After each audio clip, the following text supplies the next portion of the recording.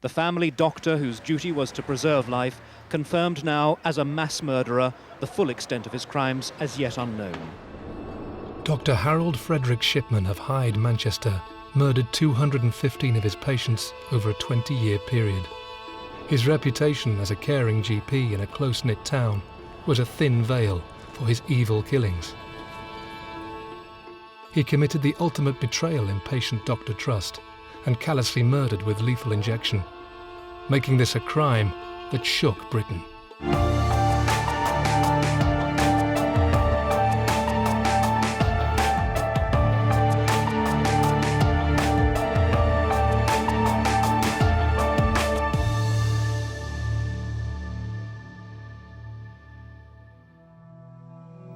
It's the last thing that you would expect is a well-respected doctor in a small town, might be killing his patients. A man who exercised the ultimate power of controlling life and death. As far as he was concerned, he was a doctor. It wasn't for people to question what he had done, and it certainly wasn't a matter for the police to be questioning him about. Even when everything came out, people still couldn't believe that it was Dr. Shipman.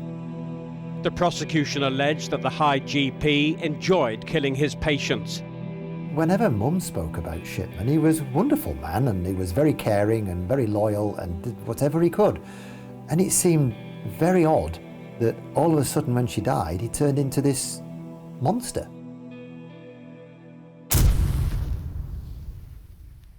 Harold Shipman ran a busy one-man surgery in a town of 22,000 people. His patients held him in high regard. But Shipman held an unimaginable secret, one that goes against the oath of any doctor. He was killing his patients.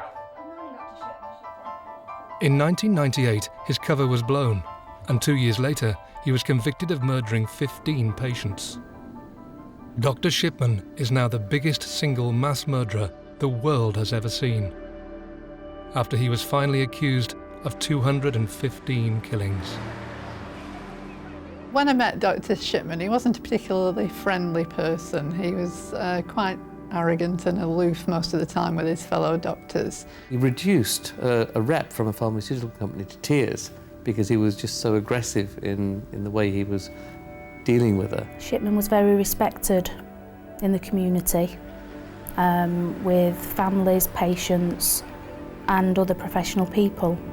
Mum was always over the moon about how wonderful he was, how well he treated my dad, how well he treated my mum, what a brilliant doctor he was. And I was always, blimey, this came across as a bit of a Superman. This film will tell the story of serial killer Harold Shipman through the eyewitness accounts of his colleagues from the other local practice and the relatives forced to live with his crimes. November 1997. Dr. Shipman is conducting house calls. Today, he is visiting Marie Quinn, a 67-year-old local lady who has been a loyal patient of his for 20 years. Shipman claims to find Marie unconscious and takes the decision not to resuscitate. He apparently makes a call to a loved one, delivering the devastating news that she has died of a stroke. We received a call to say that Mrs. Quinn had passed away at home.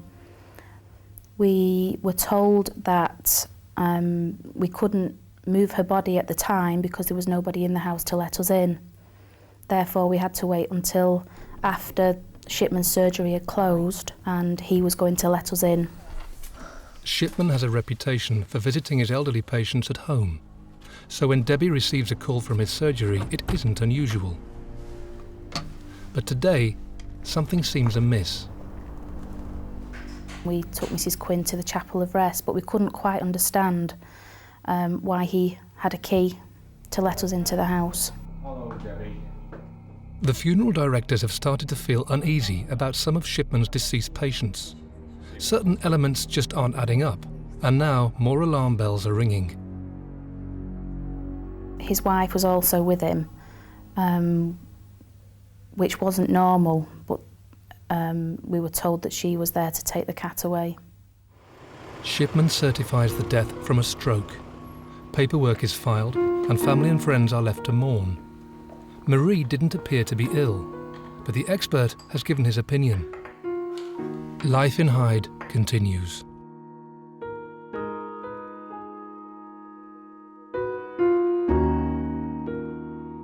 But on the 10th of December, another patient of Shipman dies suddenly at her home. Bianca Pomfret is just 49 years old.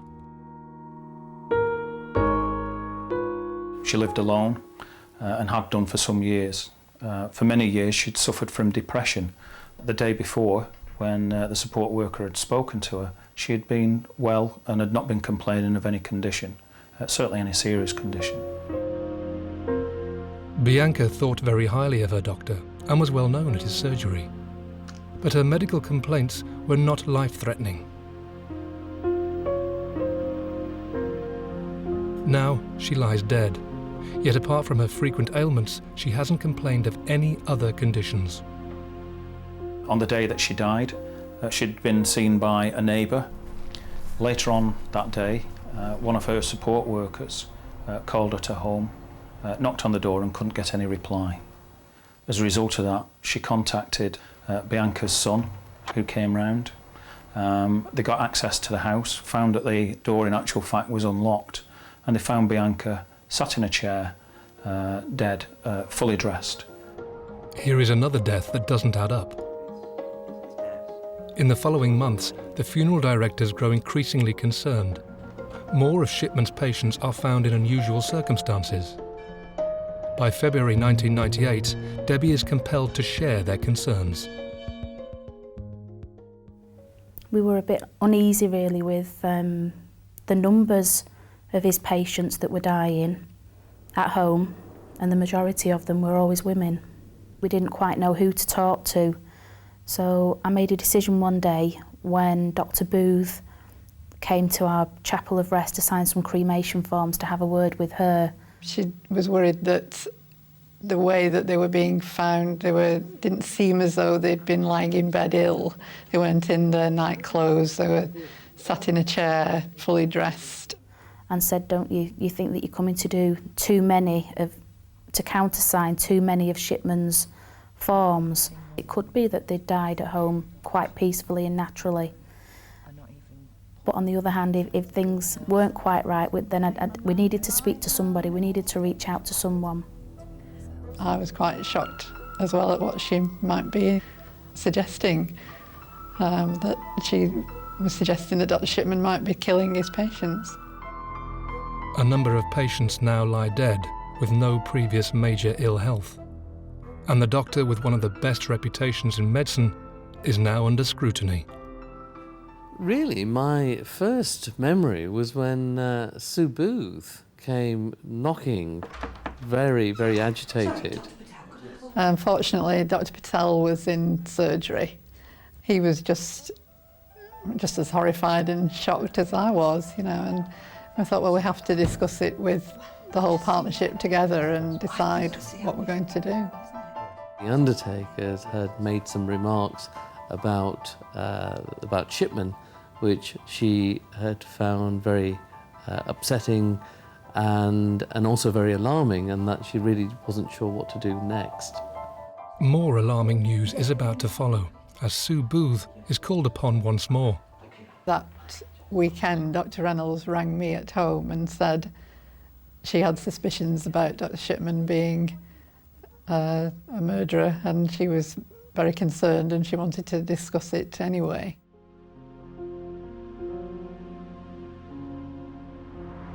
As the GPs at the neighbouring practice call an urgent meeting, Shipman goes about his daily duties. Unaware he is under suspicion, he is again conducting house calls. Today, he is visiting one of his loyal patients, 77-year-old Ada Warburton. She was a fanatical pressure cooker person.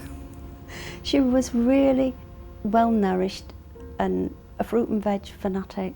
She took really good care of herself. Shipman has made an unannounced visit to Ada, but she welcomes him in regardless. Meanwhile, Raj, Sue and colleagues voice their growing concerns. Normally we had our practice meetings on the premises, but because of the sensitive nature of the discussion, we decided that would hold it away from Hyde, so we met in a pub in Heaton Moor. Harold Shipman told me that Auntie Ada had been in contact with him. She wondered if she'd had a stroke. Can I ask you to roll your sleeves up? Right. It won't take long. Won't be a minute. And he then said that he would go and check on her later in the day. We knew there was a discrepancy, but one which simply seemed to be anecdotal and observed by people rather than anything based on numbers or figures.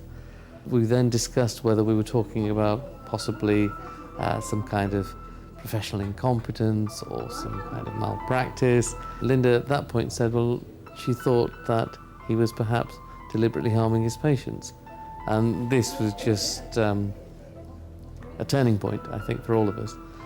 Once somebody has made that statement, there is no going back. He told me that he had found my telephone number by rooting through the bureau when he had come across her will. He'd found my name in her will, and he continued rooting then until he'd found an address book with my telephone number. We decided that one of the doctors would look at our number of deaths in the previous 2 years in the practice and compare it with the number of certification requests we'd had from Dr. Shipman. If a person wants one of their relatives to be cremated, you need a cremation certificate which has to be signed by 2 doctors. He never told me anything. It was really weird. And then he said that he thought she'd had a stroke. At this stage, I had to stop him and say, well, where is she now? You know, is she in the hospital? Did it not amount to anything? Is she at home? And he then told me that she passed away. A few days later, the doctors nervously await the results. They urgently need to analyse the death rates between their surgery and Shipman's across the road. Then the figures come through. They were just astounding that there were something like 41 occasions when Shipman had asked us to countersign cremation forms over many months, and during the same period of time we had only had 14 deaths from around 10,000 people. You know, at the back of your mind you're thinking, well, this can't be true. It can't be true that a doctor is killing his patients. It's just unbelievable.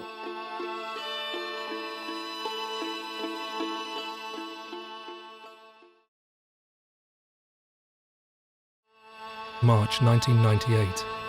Officers from Greater Manchester Police launch an investigation into the allegations against Harold Shipman. GPs from a surgery just 20 yards away have discovered an alarming number of deaths from his practice and decide to contact police via the coroner. We were entirely prepared to be wrong at the time. And I think certainly Linda probably felt more acutely aware of this than anybody else, that here she was coming from outside of Hyde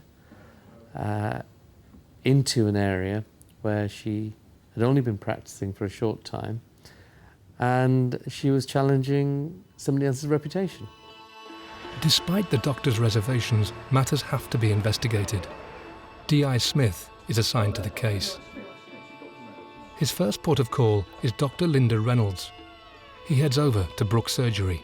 The rest of us only worked in Hyde, had only our limited experience of working with Dr. Shipman across the road as a neighbouring doctor.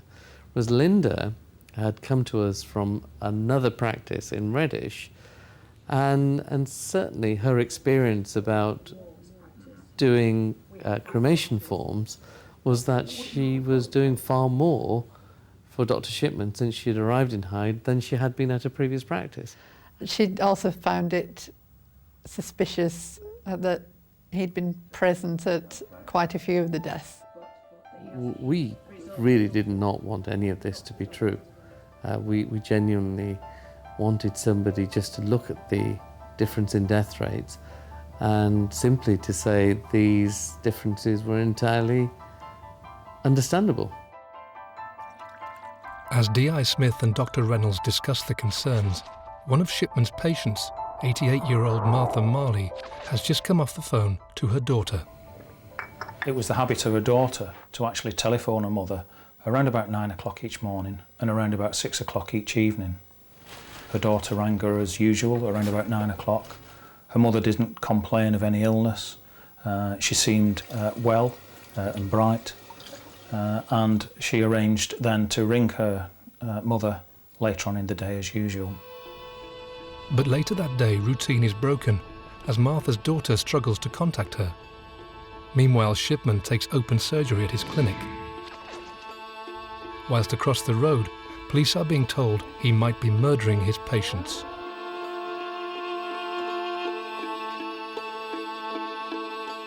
It is the details from this initial meeting that determine the nature of the rest of D.I. Smith's inquiry. From his time with Dr. Reynolds, he doesn't place importance on vital information. The relevance of a second doctor signing a cremation form, the availability of a body to autopsy, the difference between the death rates at the two surgeries, and the relevance of interviewing any other doctor at the practice.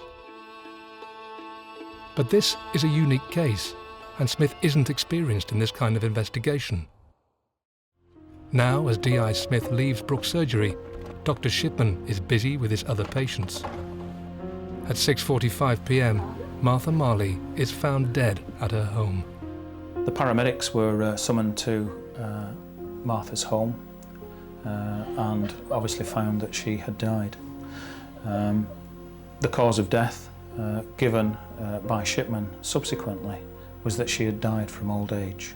A body now lies in the morgue with similar characteristics of other patient deaths. Alone, at home, and with no major health complaints. But the investigation heads in another direction, and doctors at Brooke Surgery carry on as normal. Police haven't advised to do anything different should another death occur.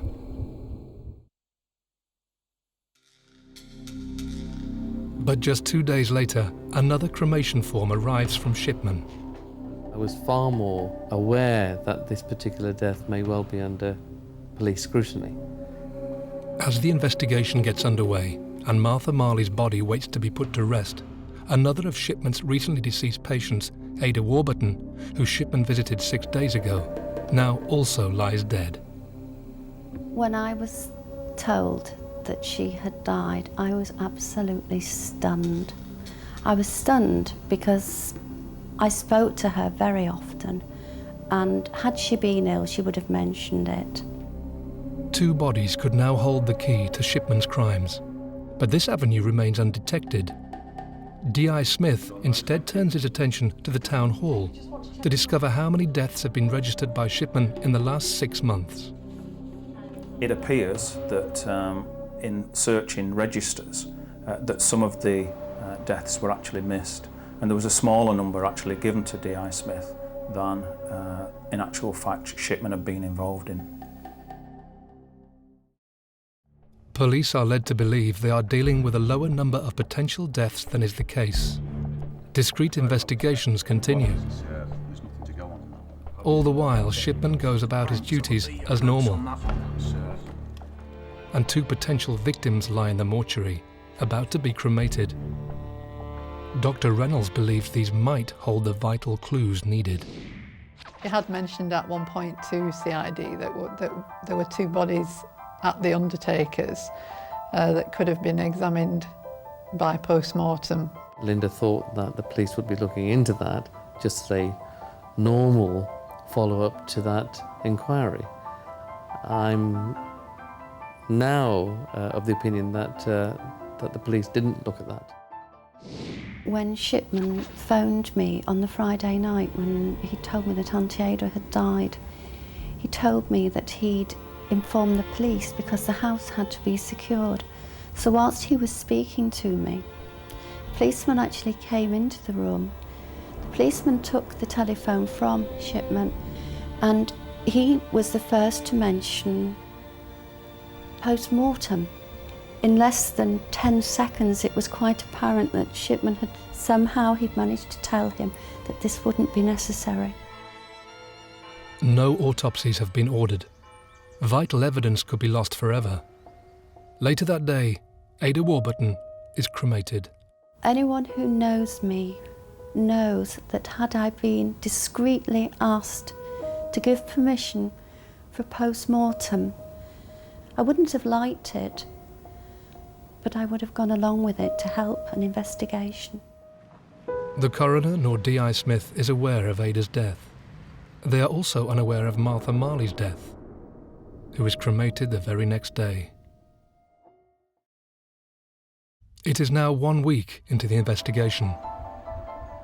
D.I. Smith needs to see if there are any discrepancies in the deaths registered by Shipman.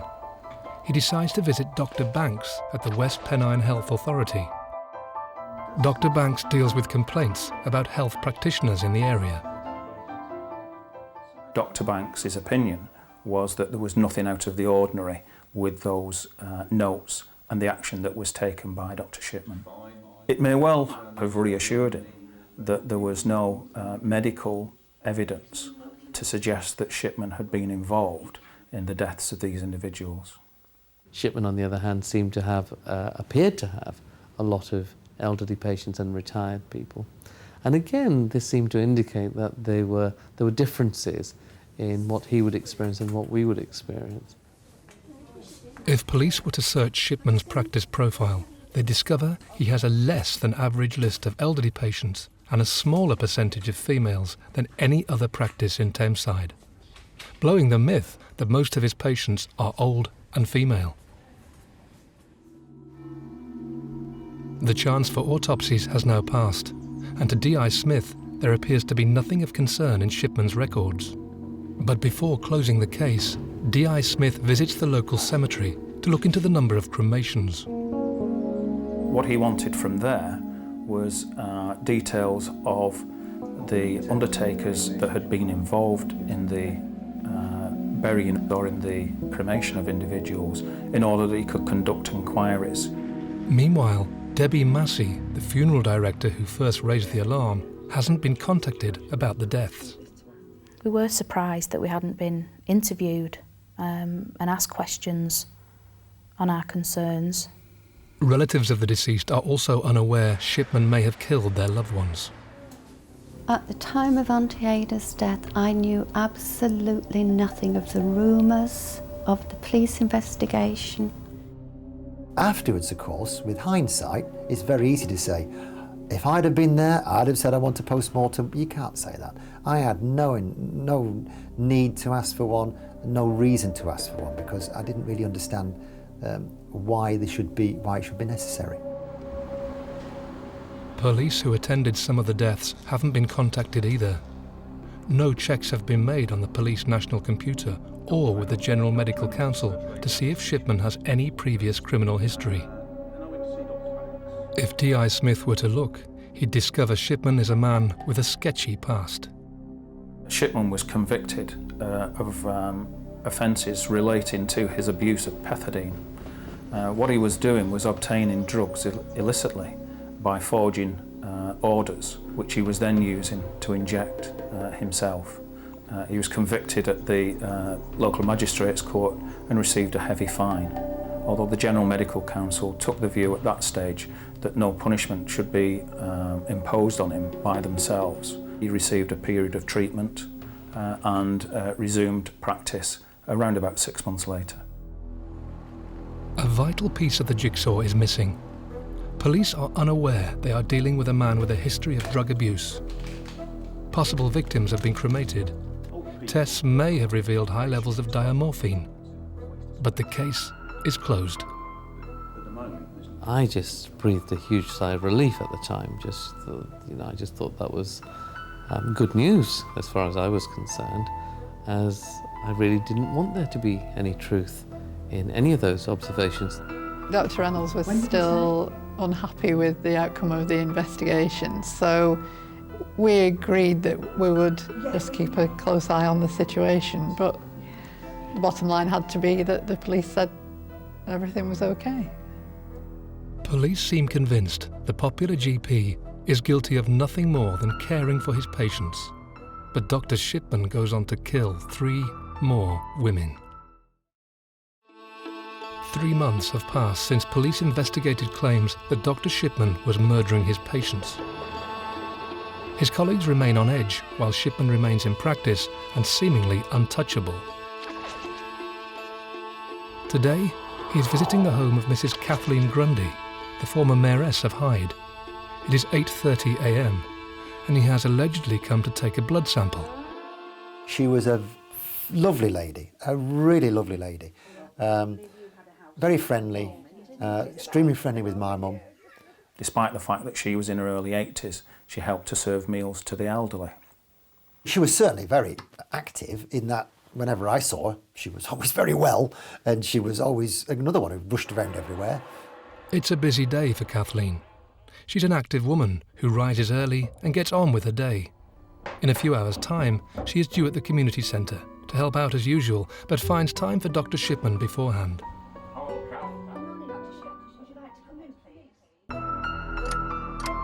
It is now 11:55 a.m. and friends John Green and Ronald Pickford are concerned Kathleen hasn't shown up at the luncheon club. They make the short walk to Joel Lane to check on her.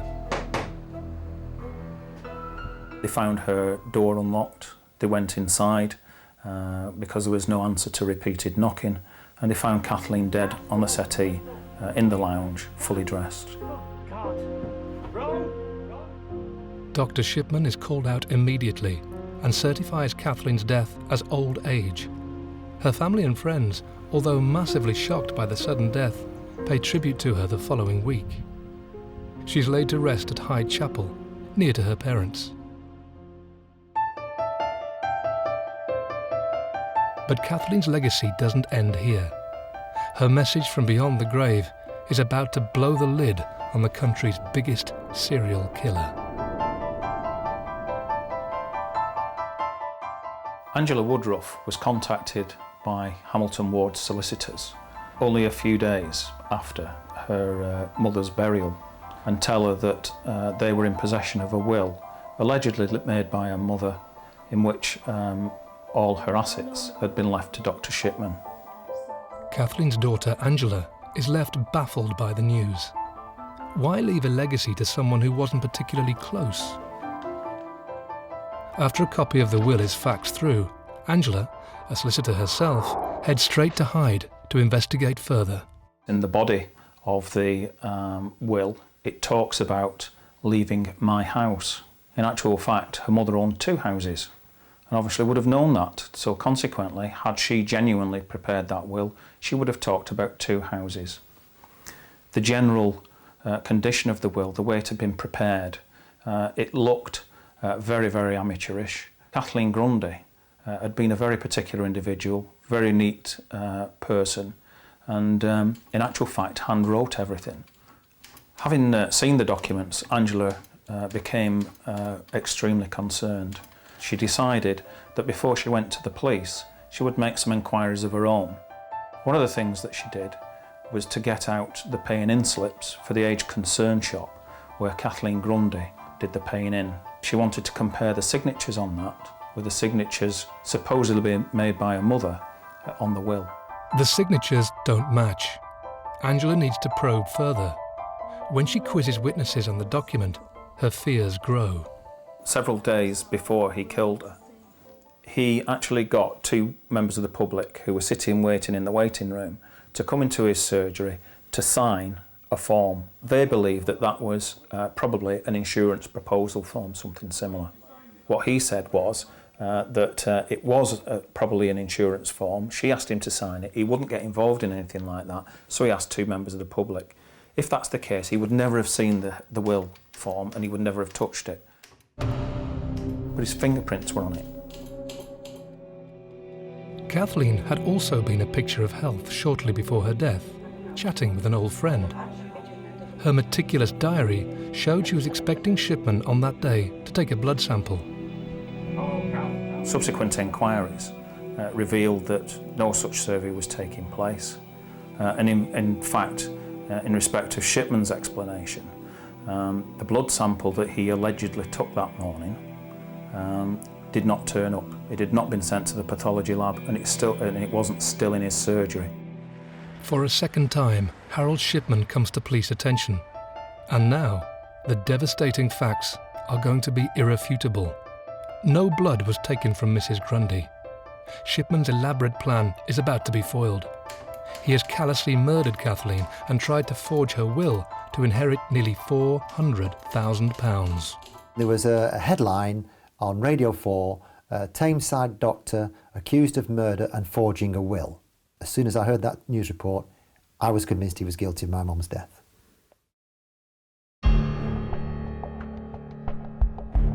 It's a cold summer evening in Hyde, Manchester.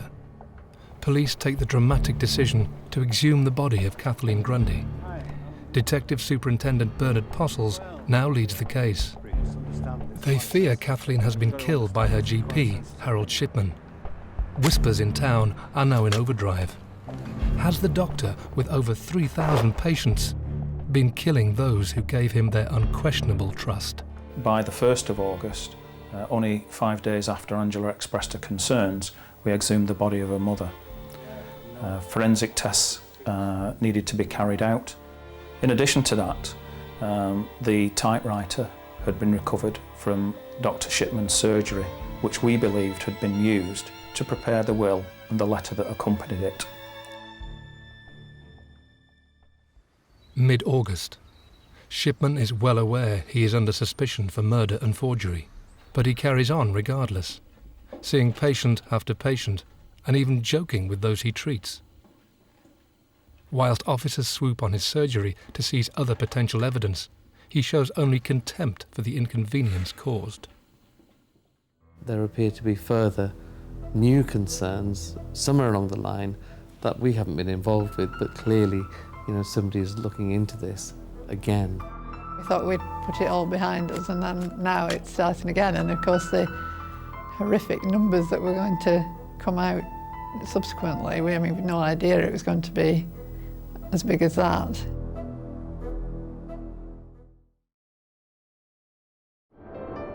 The town of Hyde, Manchester, is in turmoil. Dr. Harold Shipman, one of its most popular GPs, is under police scrutiny, suspected of murder. Officers have now exhumed a body for tests, and property has been seized from Shipman's home and surgery. September 1998. Dr. Harold Frederick Shipman is arrested. To avoid a media scrum, they allow him to make his own way to Ashton Police Station with a solicitor.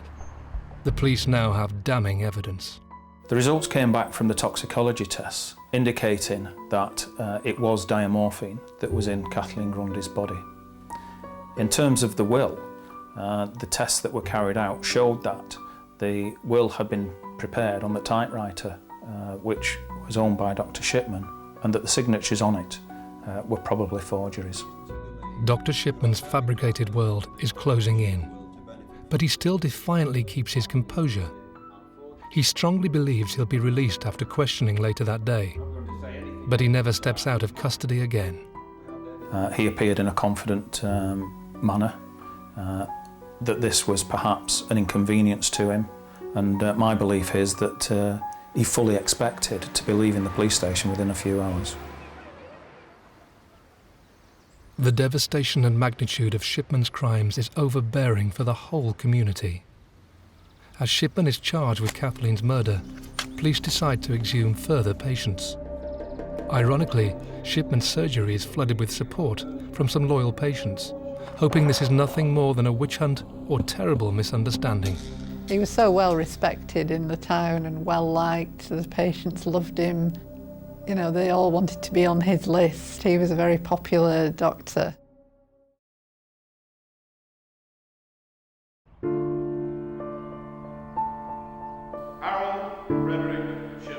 Harold Shipman has stood trial for the last 4 months.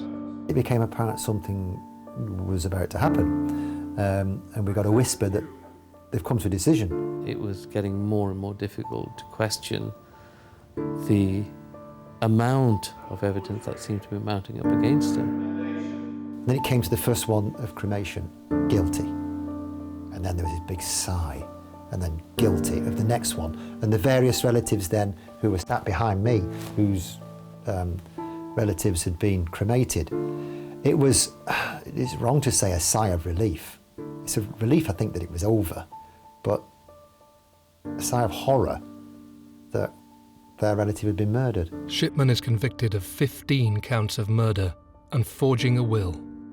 Tight-lipped and defiant as ever, he is led away to start 15 life-term imprisonments and a concurrent 4-year term for forgery. And I think by that point all of us were expecting that he was going to be found guilty of some of the deaths. But it still came as an enormous shock to find that he was convicted of 15. My recommendation is that you should spend the remainder of your days in prison.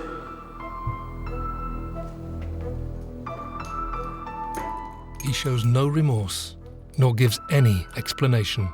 The fact that Shipman never spoke about the murders suits me fine. I had got no desire to listen to anything that man had to say. Shipman's colleagues from Brooks Surgery and the funeral directors were right all along. From their first suspicions, it now transpires the doctor went on to kill 3 more women before finally being charged. When my sister phoned me to say, Mum's died, I had an appalling reaction. I said, you're joking. Well, of course, you don't joke on something like that. I just didn't know what to say, because having seen her 2 days before in a picture of health, how could she die? You know, could we have prevented their deaths during that summer? You know, I feel terribly saddened for the families of those ladies. He was really cold, nasty, rather derogatory about my mum, saying that she'd been suffering from angina, she'd been an awkward, cantankerous old lady, she wouldn't take her tablets, and it's not his fault she died. And it seemed very odd that all of a sudden when she died, he turned into this monster. He was going out to harm the very people he was supposed to help.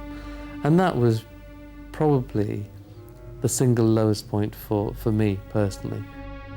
And to a certain degree, we almost felt guilty by association. No comment. Dr. Shipman, we have reason to believe you have murdered Kathleen. The big downfall for Dr. Shipman, in actual fact, was the way that he had actually maintained records. They weren't consistent.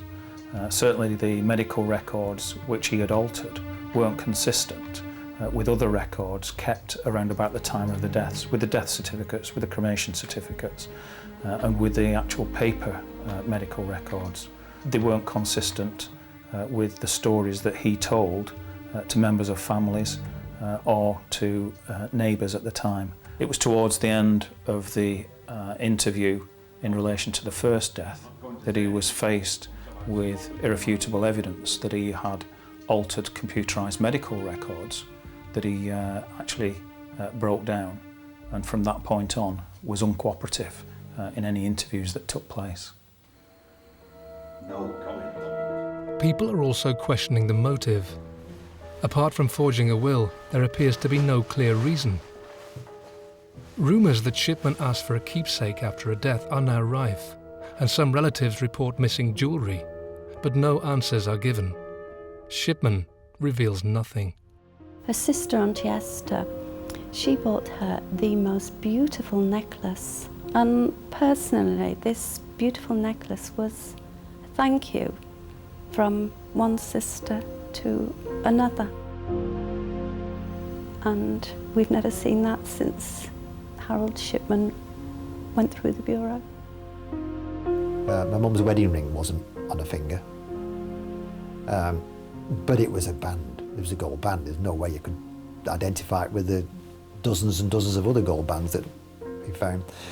But that wasn't the motive for killing these people. It couldn't have been just for little bits of trinkets like that. That was just something he took after the event.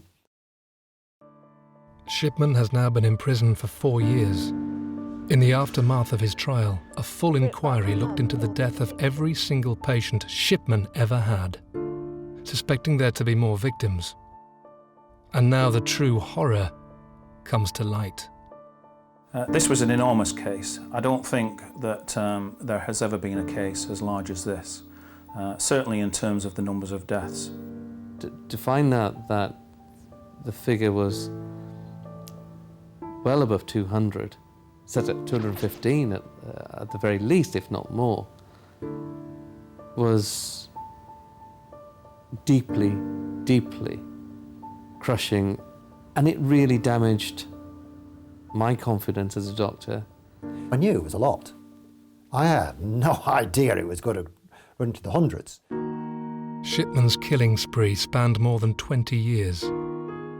With his first victim allegedly in 1975, Mrs. Eva Lyons. Despite the growing number of victims now coming to light, police decide not to press any more charges. 23 families had been in contact with the police, and they understood that there would be a second trial. When they discovered afterwards that there was to be no second trial, they were very angry. There were two reasons. One, the trial judge had said that the sentence of life imposed on Harold Shipman would actually mean life and that he would never leave prison. The second reason was that the enormous publicity which had surrounded the trial meant that any future trial could not be fair.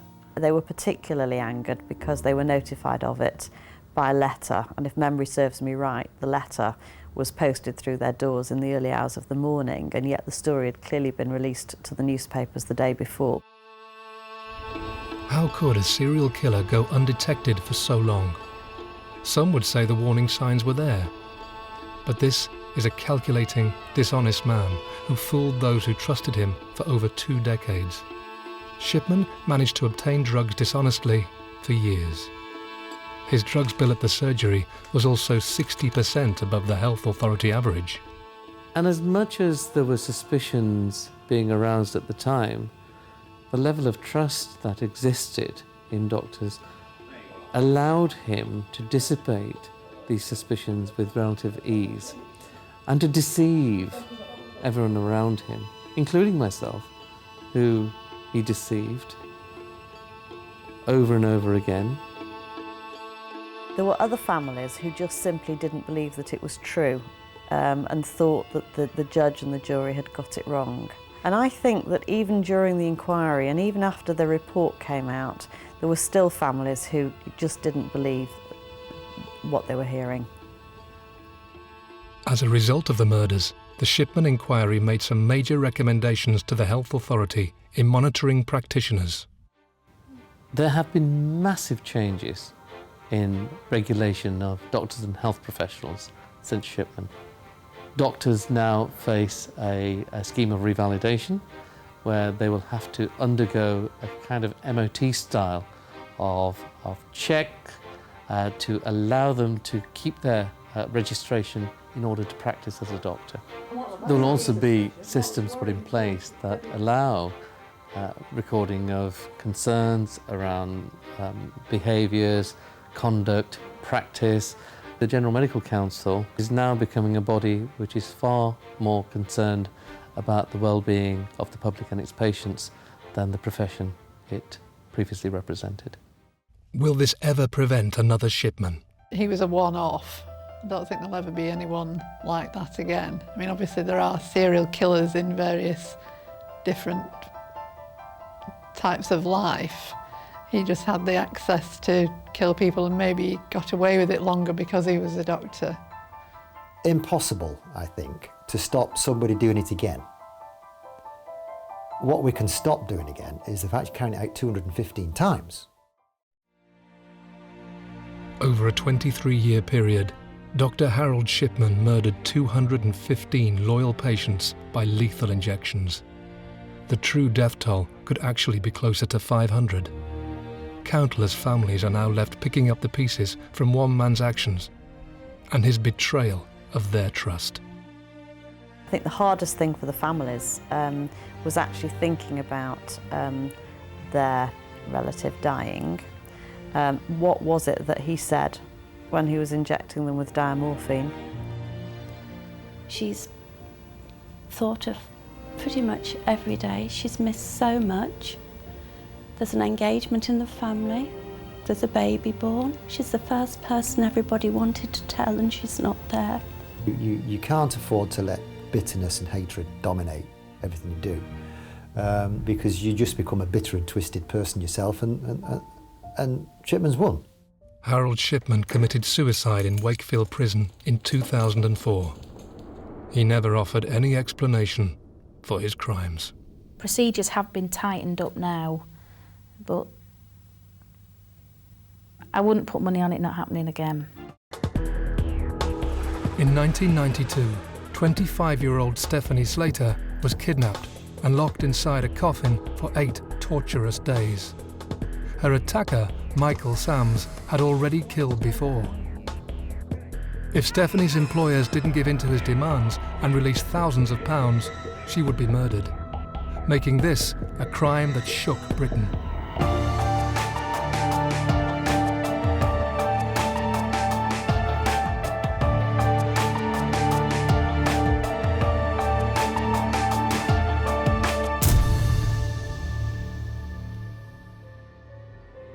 In a few minutes, you'll hear the voice of the man who kidnapped Stephanie Slater. It's the voice of someone who may well have been involved in other major crimes, of course, including murder.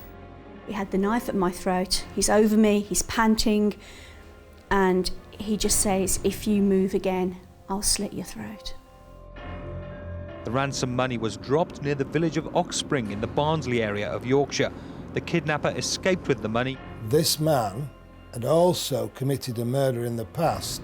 We potentially have got a situation where Stephanie's life was in grave danger.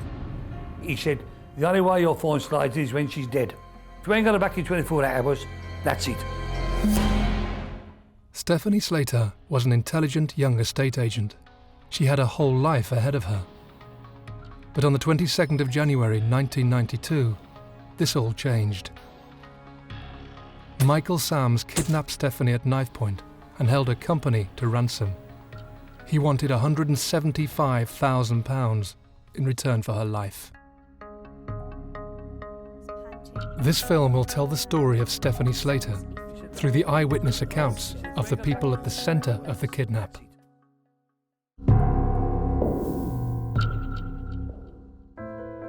Wednesday morning.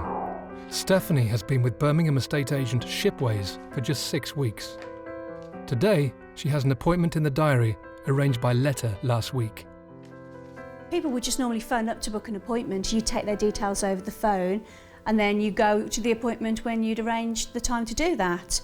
But with this, it was a letter. There was no phone confirmation whatsoever. So the day in question, on the Wednesday morning, myself and Jane, the other girl, looked through the diary, and I said, look, I tell you what, Jane, I'll do this appointment because he hasn't confirmed.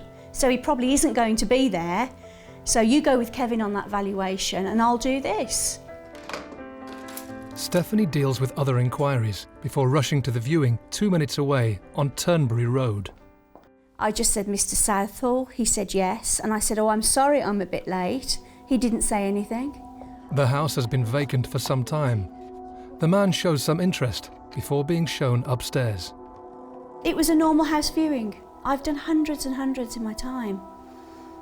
To hurry up the viewing because I had the feeling that he wasn't interested in the house. So I said, do you want to go upstairs, have a look up there? I think he said something about, is that double glazed, referring to the side window, which I said yes it was, because all of the upstairs, I believe, was double glazed, especially, well, the bathroom definitely was. An unsuspecting Stephanie allows the man a cursory look around the top floor while she waits in one of the bedrooms. But what is about to happen will change her life forever. This moment in time, he was looking around the house. I didn't think he was that interested, so I just walked off into one of the rooms. Because it's early in the morning, you want to get back to the warm office and your cup of coffee, and sometimes that's how it is, you know, you don't want to be in a freezing cold house, and I don't know, sometimes you get a bit complacent. So I walked past him and started to walk down the stairs. It was at this point he suddenly took an interest. He said, "What's that up there?" So in order to answer his question, I have to walk past him to see what he's actually pointing at. And it was just a hook on the wall. I said, "What this? This is just for a flannel or a towel to be hung on."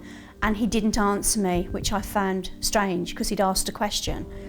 So as I turned around, he just suddenly changed.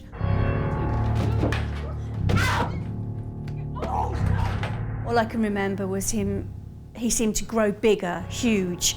He seemed to be flying through the air at me. His face was all contorted. It takes a couple of seconds for your brain to register that this is danger. And it was absolute and total sheer terror, because you realise now, oh my God. That's the only thing that goes through your head is, oh my God. He pulled his hands up in front of him and he got flashes of silver coming out of his hands. The flashes of silver were weapons. One was a knife, the other was a flat chisel with a hook on the end of it. Horrible things. I just thought, I've got to get past him, I've got to get round him, I've got to get out of here. Now he's shouting at me, he's screaming at me, he's got the weapons in my face, he's trying to overpower me. I'm in this fight with this grubby little man, you know, this doesn't happen surely to God. And I just thought he was going to cut me or rape me. There was nothing to pick up to help myself, to attack him back with. There was nothing to defend myself with. I got nothing on me apart from a key. My face was getting nicked with the knife. Bits of my hair were coming off because he was cutting it with the knife. I reached out for the weapons, I grabbed them, and we were fighting over them now because I wouldn't let go. And I bent the chisel. I thought, well, that's one I've got rid of, and I don't know what happened to it. It was useless to him. But the other knife I've still got in my hand, and he's saying, let it go, and I won't, you see, because that's what it's going to hurt me with. What I've got here is what could kill me. I'm not letting it go. And I didn't, I held on to it. And then, of course, to get it back, he pulled it hard down through my hand. I looked down at my hand, and he then jumped on me. And he grabbed my hair from behind and twisted it round, so he wrenched my head back. And then he pushed me over the side of the bath. And he was going, go on, get your legs in, get your legs in. And I can just remember looking up at this mirror, and in this mirror I could see my face and my neck and the knife sticking right here. He's above me holding the knife to my throat, saying, I'm going to slit your throat, I'm going to cut your throat if you start screaming. Wednesday, 22nd of January. 15 minutes ago, Stephanie Slater was confronted in a frenzied attack. What she thought was a normal viewing of her property has now turned into a struggle to save her life. And I said, all right, you've got me. All right, you've got me. Don't harm me, please remember I'm human. And that did seem to work. Stephanie is overpowered and forced downstairs at knife point. I thought he was going to tie me up, and in that house he was going to rape me. Then he tied a noose around my neck. So then I thought, no, he's going to hang me.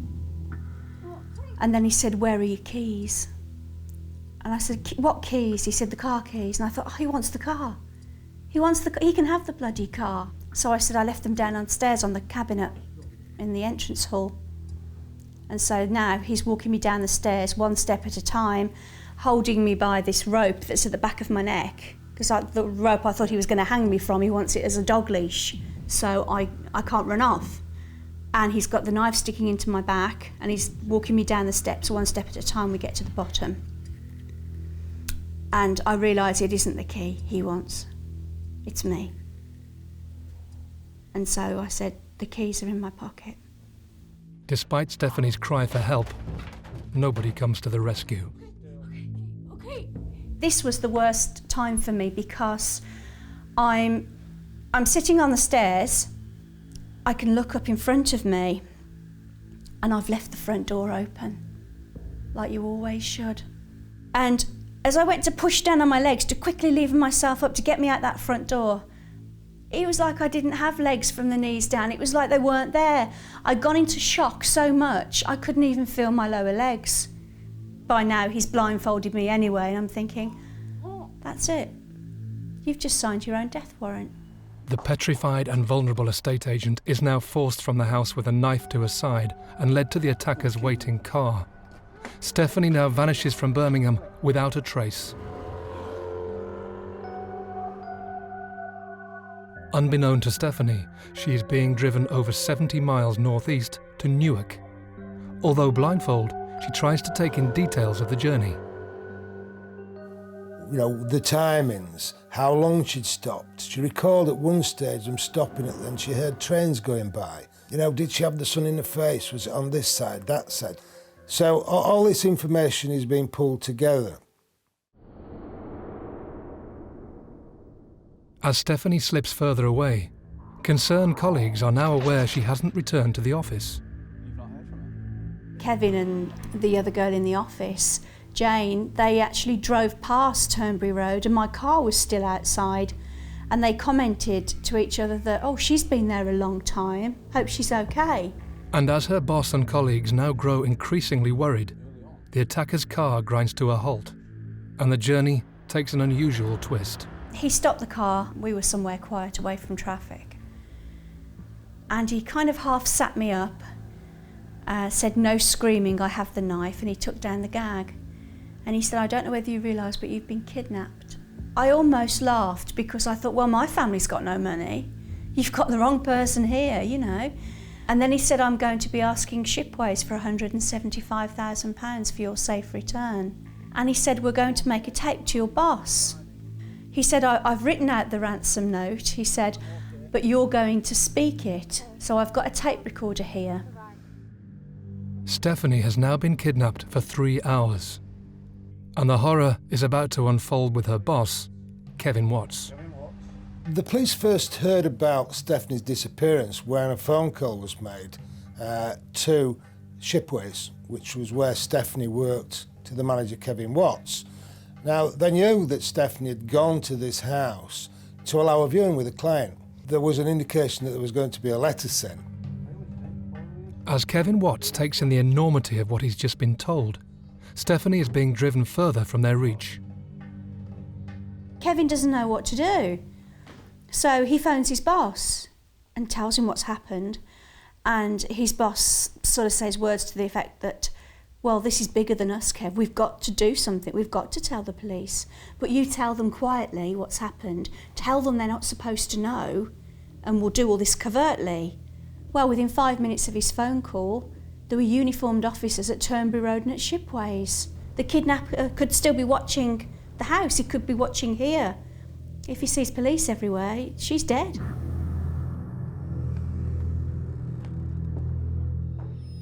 Police now take on board the seriousness of Stephanie's disappearance.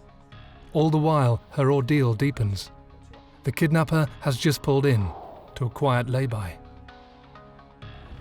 He turned off the engine and he said something like, oh, do you want a cup of tea and a ham sandwich? And I thought, what? You've done all this to me. I'm cut and bleeding and bruised and you've injured me, and now you're offering me a bloody picnic. Stephanie's colleagues and police have no idea of her whereabouts. As officers search the property she vanished from, they find some alarming clues. There had been a struggle in the bathroom. There was evidence of a small amount of blood. There was also evidence that they'd gone out through the back French windows, probably into the garage. Stephanie's nowhere to be found. A vehicle's there. There's scenes of a struggle, and it was looking fairly grim at that stage. Police make the difficult decision to inform Stephanie's parents. And when I got home, there was a police sergeant and another girl, and Stephanie's gaffer, Kevin Watts. And I asked straight away, and I said, what's the problem? What's the trouble? And they said, well, Stephanie went to an house this morning and we haven't seen her since she disappeared dinner time. You actually think the worst at the moment, and you think, well, what could have happened, see? And there's all different things running through your head. It is now 6 p.m. As Stephanie's parents take in the devastating news, the kidnapper pulls in to their final destination. He said, No screaming, not that anybody's going to hear you out here. He shuffled me across like a gravel driveway, and I heard him pull open a very heavy sounding metal door. He led me in, through on cobblestones. I can remember them being under my feet. And now we're inside the workshop. And he took me through to the back and sat me on a chair and tied me with thick rope to the chair. I can remember thinking, this is it. You're going to die in here.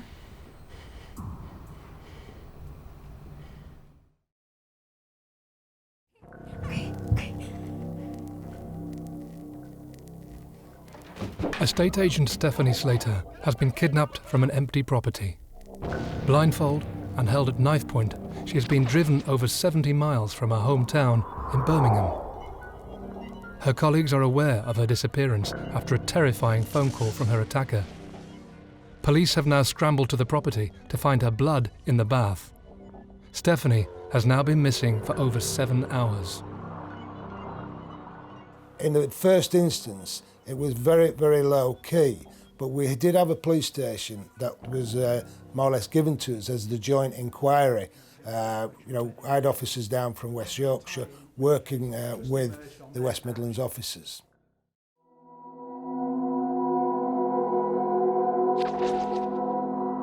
Over 2 hours from home, an exhausted Stephanie has been dragged into a filthy workshop. Her attacker has rendered her defenceless, and Stephanie is becoming more confused by his behaviour. He went behind me. He was touching my hair, pulling his hands through it. And you just see in your mind horror stories and horror films over and over again where someone's behind you stroking your hair and then suddenly there's an axe coming down on top of you or something. That's what was going through my mind. Why is he doing that? It was creeping me out. And he said, right, take your clothes off. I've got clothes here for you to wear. And I thought suddenly, no chance. No way, you're not undressing me. No, you're not taking my modesty as well. And I flatly refused. And they started to make him angry. And he said, I'm not having this. Take your clothes off. You're sitting there blindfolded and you can't see anything. And all you can hear is a footstep here or there. And where you hear the footstep, you turn because you know he's there or he's there behind you. And suddenly he was here right next to me. And he said something like, what about Susie Lamplugh? And I thought, oh my God. It was like a bolt of ice went through me. Of course I knew the name, of course I knew. She was an estate agent, she was like me. She went missing in '86. I don't know what was behind that remark, but if he was trying to frighten me, he was doing a damn good job. Stephanie has now been missing for over 9 hours. An apparent victim of a kidnap attempt, she has limited knowledge of what lies ahead. Just as she is led to believe she's being held for ransom, her ordeal becomes even more horrific. So in the end, when he threatened me again with the knife, I undressed. He took my hands via the handcuff chain in between, and with one of his hands he pulled my hands above my head, and with his other hand he said, right, you're lying back. And with his other hand he pushed it into my chest and he pushed me back hard onto the mattress, and then he crawled on top of me at an angle and he proceeded to rape me. And he bit me, you know. That was the worst. It was the biting, my face and my neck, my chest, my shoulders. He really bit me. But I thought, no, you know what? I'm not going to scream. I'm not going to shout out. You're not going to get off on this. If you're going to kill me, then so be it, but you're not going to go out in any glory. And then he got off in silence. He wiped me down all over with a damp cloth. And then he gave me men's clothes to wear. And he said, and that won't happen again. Not that it were much. And this changed me, the rape. It changed me completely because I wasn't scared anymore. I wasn't frightened anymore because I felt so dead inside. And as a woman, he's kind of done everything he can do to me now to hurt me. There's nothing else. I feel indestructible now Because you know what? I really didn't care anymore. As the threat to Stephanie's life increases, police are unaware they are dealing with a violent rapist.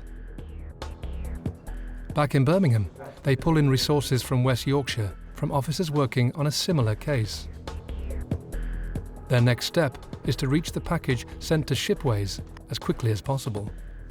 The police looked through the sorting office that night to try to sort of get a little bit of a march on the kidnapper. If they could get the letter a little bit earlier, they might be able to have more time to make decisions. Stephanie's attacker has carefully constructed a makeshift coffin inside a bin, indicating this is a man who has calculated his attack. He now reminds her of the chilling danger she is facing. I didn't care if I lived or died anymore. I felt nothing. And so when he said to me, "I hope you're not claustrophobic," I shrugged my shoulders and I said no. And he said, "That's good, because you're going in a box within a box." In Birmingham, police are desperate to uncover the package sent to Stephanie's boss. It could hold vital clues to her whereabouts. Eventually, they uncover it. Within that first letter were the demands. There was a tape where the kidnapper had hurriedly recorded Stephanie's voice, obviously to give it authenticity, and some demands in the letter. It phoned them to say there was a tape in the post at Birmingham, and they got down the sorting office and found this tape, and they brought it back and they played it to Betty and I, just to confirm it was Stephanie. This is Stephanie Slater. The time is 11:45. I can assure you I am okay and unharmed. Providing these instructions are carried out, I will be released on Friday the 31st of January. For next Wednesday you will need an ordnance survey map. As Stephanie's voice rings out to those closest to her, she has no idea if the tape has even been sent. The threat to her life is increasing by the minute, and now the kidnapper inflicts more terror. He said, "You've got to get into it like a sleeping bag." So I get halfway down, I can't get any further. It's too narrow, it's too tight. And I told him this, and he said, "That's rubbish." He said, "You've got to go in there. I got in there early when I tried it out." He said, "It's easy. Push yourself in, get down, you've got to go in." He said, "No two ways about it." Then he told me there were boulders above the bar, above my head, and if I pulled on them, they'd come down and they'd crush me to death. And then my hands were pulled above my head to the left of me, and via the handcuff chain they were attached to a metal bar that went across the top of the box. So I'm in a corkscrewed kind of position, totally twisted. My back was in terrible, terrible agony. And now he's pushing something very sharp up my right trouser leg. He said, "Can you feel that?" And I said, "That is really hurting." And he said, "Good, it's supposed to, those are electrodes. You move around in that box and they'll electrocute you, they'll kill you instantly." Stephanie now lies in grave danger. One slight move will cost her her life. As police try to decipher the ransom note, they call for an immediate media blackout. They can't risk agitating the kidnapper. Another concern is some horrifying similarities in the ransom to a crime West Yorkshire officers are also trying to solve. I mean, we were dealing with the murder of Julie Dart, which we'd linked to an extortion with British Rail, which was in, the murder was in July 91 and the extortion in October. We'd received a demand letter for, in the Julie Dart case.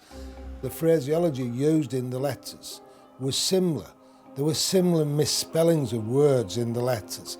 So we were able to put this sort of circumstantial case together that this could well be the same man.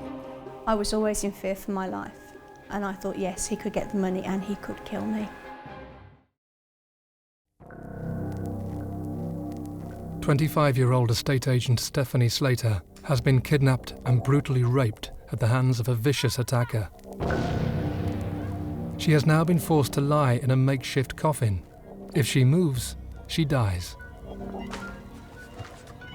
Meanwhile, police officers have just picked up a ransom demand and chillingly linked her attacker to a murder 6 months previously. Their next move is crucial, as Stephanie's life hangs in the balance. the kidnapper wanted Kevin Watts to be the courier. There's obviously very high-level decisions to make here, because if, as we suspected at that time, this man had also committed a murder in the past, we potentially have got a situation where, one, Stephanie's life was in grave danger, and also potentially Kevin Watts. The police have to carefully decide their next move. One wrong decision will end Stephanie's life. Pressure mounts as the hours go by. They have no leads on her whereabouts. Meanwhile, she has only just survived the night. I was going into hypothermia, and he said don't pull on the metal bar because of the boulders. So as my arms are getting numb, they're getting heavy, and I can't feel what they're doing, whether they're pulling on the bar or whatever. And I can still remember to this day lying in the box, and I've got my thumb on my chin like that because I'm trying to hold it up. Then I just couldn't feel anything. My whole body went numb, and then I was shivering, and then I dropped. My body kind of dropped, and again I pulled on the bar, but the boulders stayed there. But as the night wore on, to be honest with you, I didn't really care if that bar came down. I didn't want to be there for him in the morning. And then I saw a white light in the corner of the box. And I said to myself quite openly, oh right, now you're losing your mind. You're blindfolded in a black box, and now you're seeing a light. And inside that light was the face of Christ. As I say, I don't go to church, I'm not religious, and I felt quite privileged to have seen this. And I just felt at ease all of a sudden and felt peace. I thought I'd died. I'd simply fallen asleep. As each hour slowly ticks by, Stephanie bears the brunt of the kidnapper's strange behaviour. His mind games are almost too much to bear. He did come back not long after. I honestly think to this day he was really shocked that how close to death I probably looked and how ill and pale I probably was. And he had to half carry me to a chair, and he sat me on the chair and he gave me a cup of tea. He must have been watching me. He said, you can't move your arms at all. And I said, well, I was frozen in that box last night. And then the tea was abruptly taken away from me. And I thought, oh, damn, I've complained, I've said something. You are treading on eggshells all the time. And then I didn't know where he was. I couldn't sense him. I couldn't hear that footstep or any movement. He was down on his hands and knees. And he takes my left arm and he rubs it hard. So there you go, is that better? Can you feel that now? Is that better? Is that getting warmer? How about this one? Moves around. That one, how's that arm? As surreal as this was, and it was very strange, I suppose it was at this stage, initially I thought, maybe, just maybe, there's a spark of humanity in him. Maybe there's something worth working on. But police already fear they are now dealing with a man who has killed before, and he could strike again. As soon as possible in case he rings. After the kidnapper's first contact, officers now decide to plant devices should he call again. And there's only me could answer the phone. Ellie had got to call me and press a button. So, you know, I'd got a card, what to say. When the phone went, Ellie came, told me when to pick the receiver up, and she pressed what button she got to. So then she'd say, right, speak. It would be important to us as an investigation to have a record of his voice. Also, if he gave any instructions and he spoke to Stephanie's parents, they may not be maybe in a state of shock and not remember the detail. And other elements are now firmly in place, as officers, colleagues and family are poised for the kidnapper's next move. I mean, there's many different roles in a kidnap inquiry such as this, and one of them would be family liaison officers, who would be, in this case, with Stephanie's parents. We never went out the house till the night she came back, but they made sure we ate, and they kept us occupied. So we have to keep them informed and also protect them, and also be aware that there might be a phone call comes into their house.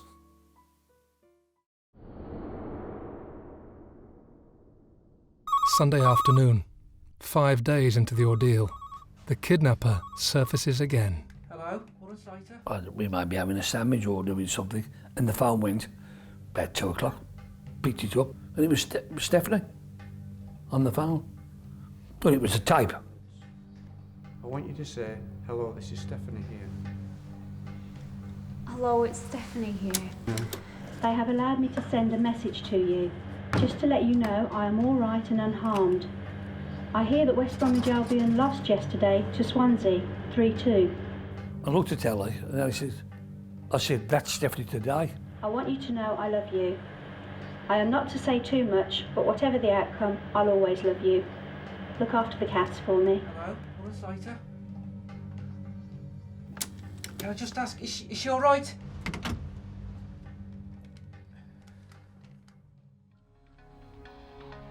Two phone calls, a tape and a ransom note.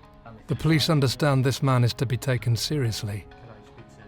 There is now increasing pressure placed on Kevin Watts. Officers start to prepare him for what could be the hardest task of his life. He had to be sort of trained to buy time. Ask if the voice comes, if he gets to the phone box, ask the question twice, try and buy some time.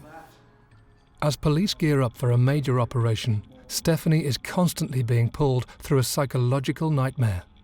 Her attacker switches between compassion and inflicting panic, reminding her she is at the mercy of a hardened criminal.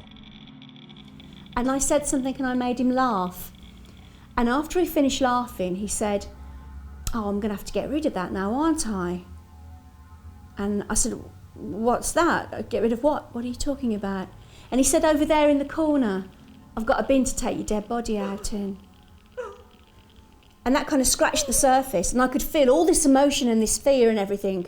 And I reached out for him, and I was saying, "Bob, where are you? Bob, come on, where are you, Bob? You're not going to kill me, are you? Not now." But and I was sort of like, I couldn't really breathe. I couldn't talk because I was in so much fear, and I was crying. The blindfold was soaking wet, and I was reaching for him like a child would reach for a parent.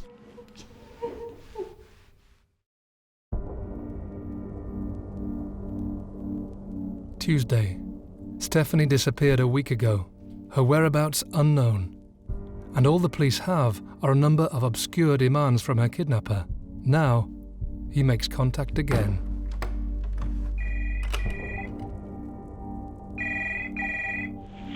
Hello? Have you got the money? Who's this, please? Never mind. Have you got the money? For tomorrow? For tomorrow? Yeah. Have you got it? I'm getting it, yeah. When the instructions came into Kevin Watts, that was when it was all systems go. As officers make sense of the latest message, Stephanie's disappearance is now taking its toll on those closest to her. Betty had a seizure on the Friday, the first one on the Friday to her heart. They had to fetch the doctor, but it was the start of problems. That was, Stephanie was away.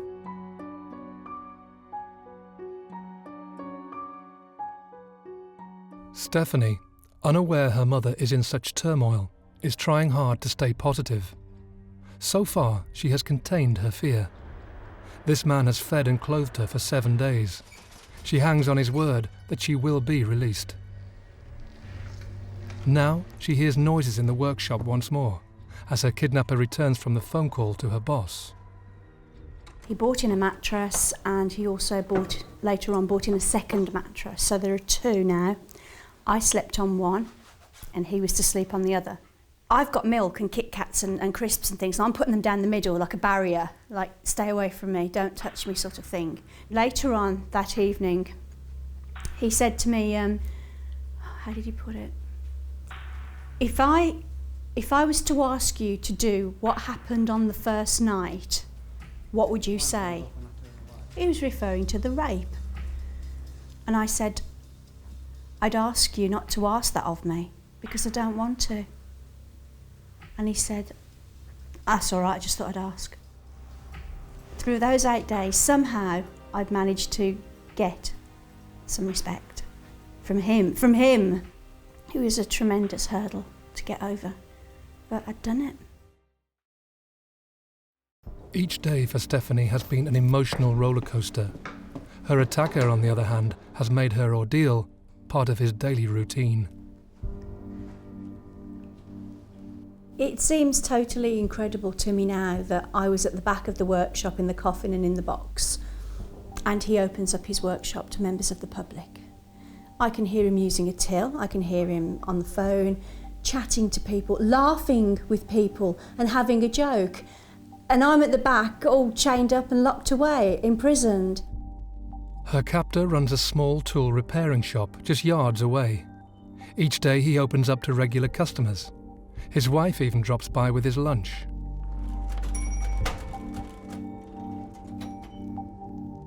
I think, okay, do I scream? Is that what I'm supposed to do? Do I shout for help? But what if he hears me and they don't? He was a man of very few words, but he liked to talk to me. You know, when we sat down and had soup and that, it was weird, it was surreal, because I knew in the back of my head that my life was on the line here, and one wrong move and that's it. But the times that he would give me something to eat or drink, or would pay me a compliment, he even took my photograph once. It was so strange. You know, it's like the table's really turning, but it was because I was compliant. It was because I didn't give him any reason to harm me.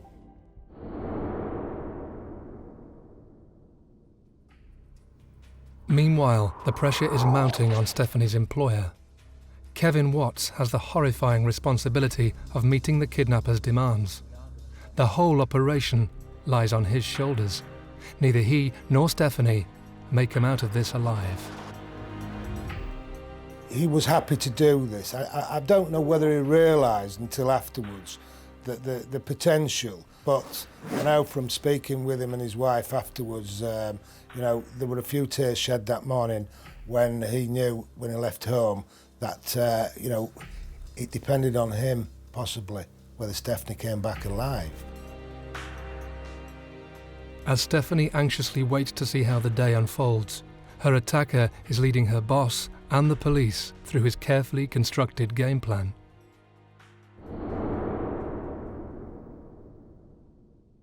His first one was at Glossop railway station, where he was told to go to the kiosk inside the entrance of the railway station, and he would receive a phone call.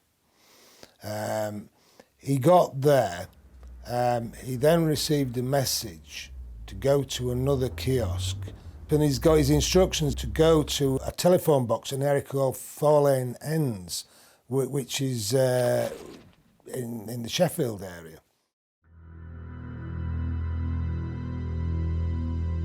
As Kevin follows his instructions and heads over the Pennines, he travels deeper into the unknown. The kidnapper wants to shake the police should they be involved, and so far, it's working. That night, the fog came down.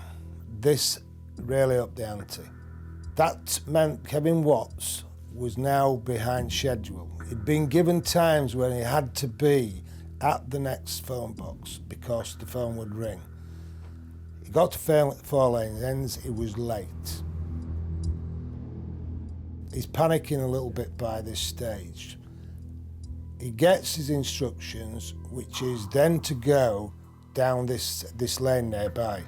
And as he gets to the entrance to the lane, he sees a sign, Shipways, directing him which way to go. The pressure is now immense. Kevin is behind schedule. No clue of his whereabouts and alone with the kidnapper's ransom. The attacker could pounce at any moment. He's now isolated. He's in a strange place, down a narrow lane, feeling highly vulnerable. He gets halfway down the lane, and there's a big cone in the middle of the lane. It tells him is to swap the money from one bag to another.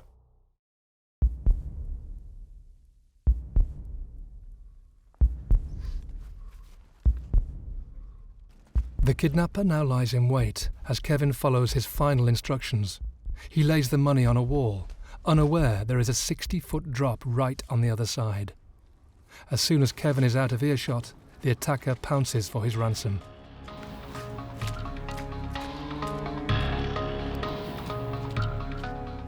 Sam's is 60 feet below the bridge. Attached to the wooden tray is a fishing line. The tray stood on sand. Sams yanks on the fishing line and down tumbles the money. He's on his moped. He's travelled there, he's had his moped in the back of his car. He puts the money into the back of the pannier and off he rides. Meanwhile, over 50 miles away in Newark, Stephanie now thinks she has been left to die. That was one hell of a long day. You're talking from 8 o'clock in the morning until 11:30 at night. That's how long I was in there. And you can imagine the panic I was in when he said, I'll be back at 9:30, and he wasn't. Because then you think he's got the money and he's gone. The kidnapper has successfully fled with £175,000, and the police have no trace on him. Kevin has made the drop, but he has no idea if the attacker now has the money, or if Stephanie is dead or alive. I thought he'd abandoned me and he'd gone. I tried to commit suicide that night by suffocation because I was so frightened. I just put the blankets that he'd given me in the box in my mouth and over my face and pushed my face into the side of the box.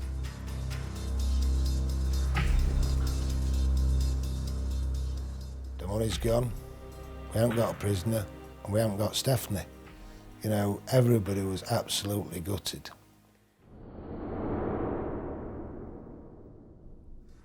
In the distance, Stephanie hears a faint noise.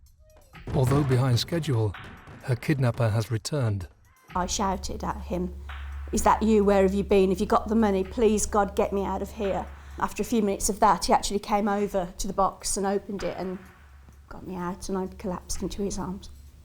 I've never been so weak in all my life, or so frightened.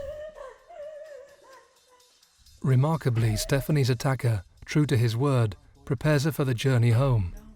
All the while, police, colleagues and family have no idea she's about to return. He said, "I've decided that I'm going to take you home because," he said, "because I don't want anything bad to happen to you." He said, "I was going to give you a knife and put you in a phone box so you could call the police. The knife to protect yourself if anybody came at you." He said, so to make sure that you get home safe, I'm taking you home."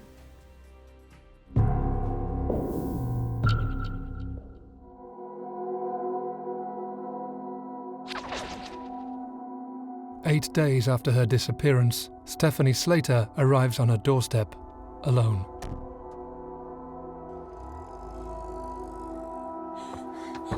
I was ringing the bell, knocking the knocker. The door wasn't answered for ages. The door started to bang, you see. He said, leave it, leave it. And he come down and opened the door, see. And then when it was opened, there was a young blonde man stood there on the threshold of the door, looking down at me. He was Mum and Dad's liaison officer. He didn't recognise me.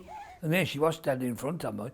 And he reached over him and he grabbed hold of my top of my coat and pulled me up into the porch. Stephanie, through her own wit and instinct, saved her own life, and highly admirable is that. As Stephanie and her family face the country's media glare and take in the enormity of her ordeal, police launch a nationwide hunt to find her kidnapper. A man they believe has also killed 18-year-old Julie Dart and attempted to defraud British Rail, Michael Sams. We got the information from Stephanie, what she'd remembered. We'd got information from witnesses. We'd got an artist's impression. We'd got witnesses who said it was when they saw him at the house. So all these pieces were put together.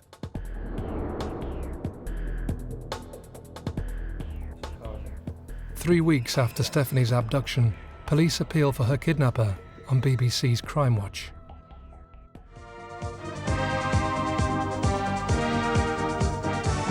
In a few minutes, you'll hear the voice of the man who kidnapped Stephanie Slater. Do you want her to give you a password? If you tell me a word, I'll get her to repeat it to say that she's all right.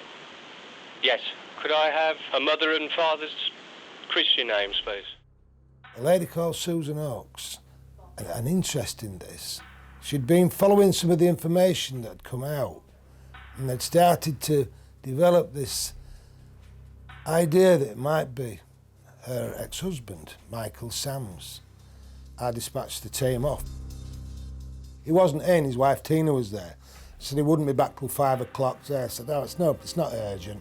We watched Crime Watch last night. He said he might be getting a visit. They had a nervy 10-minute drive then from Sutton-in-Trent to the Swan and Salmon Yard where Sam's workshop was. And when they walked through the door, they knew, that this was gold. Mr. Sams, I've got some questions to ask you about Stephanie Slater.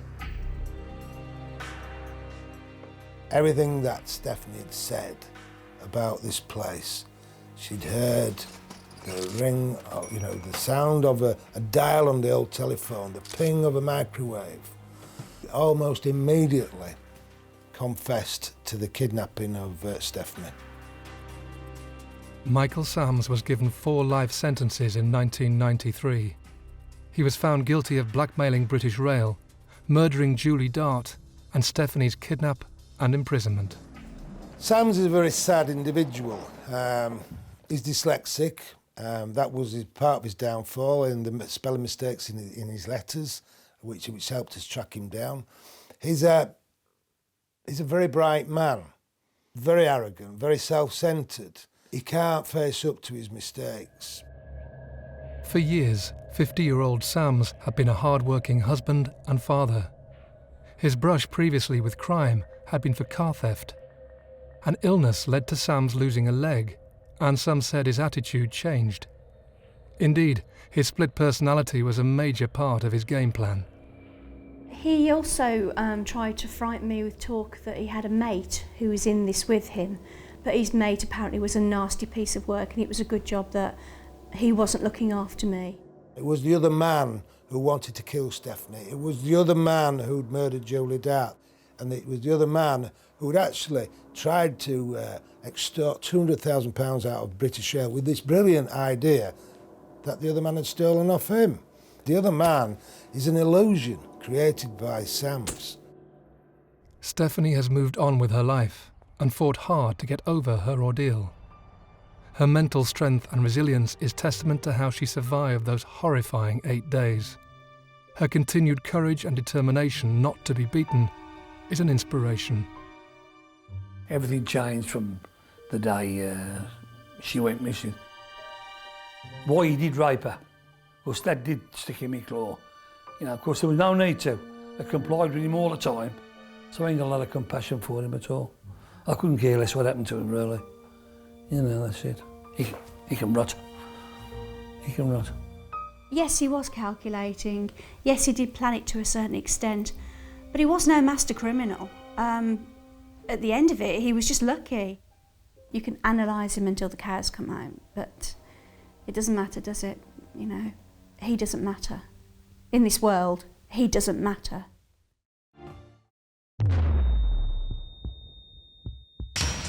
He was an innocent victim, killed by a hooded youth near a pub in Liverpool, just yards from his home. He was only 11 years old. The shocking news of Rhys Jones's murder made national headlines as the country faced the serious issue of escalating gun crime and gang violence. It was a crime that terrified every parent in the country. It was a crime that shook Britain.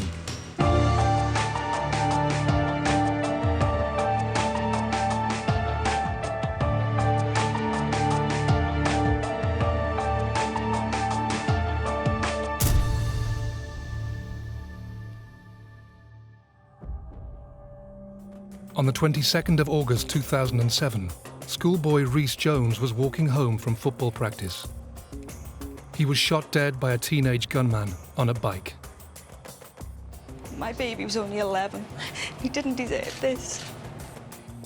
The search for his killer was to become one of the biggest investigations Merseyside police had ever seen. Today we've dedicated a further 100 officers to actually investigating this murder. Whilst the nation demanded justice for Rhys's family, a small group closed ranks around the murder. If you're the killer and you're watching this, turn yourself in. This is the story of the senseless killing of Rhys Jones, told from the inside through the eyewitness accounts of the family, friends, and detectives at the heart of the case.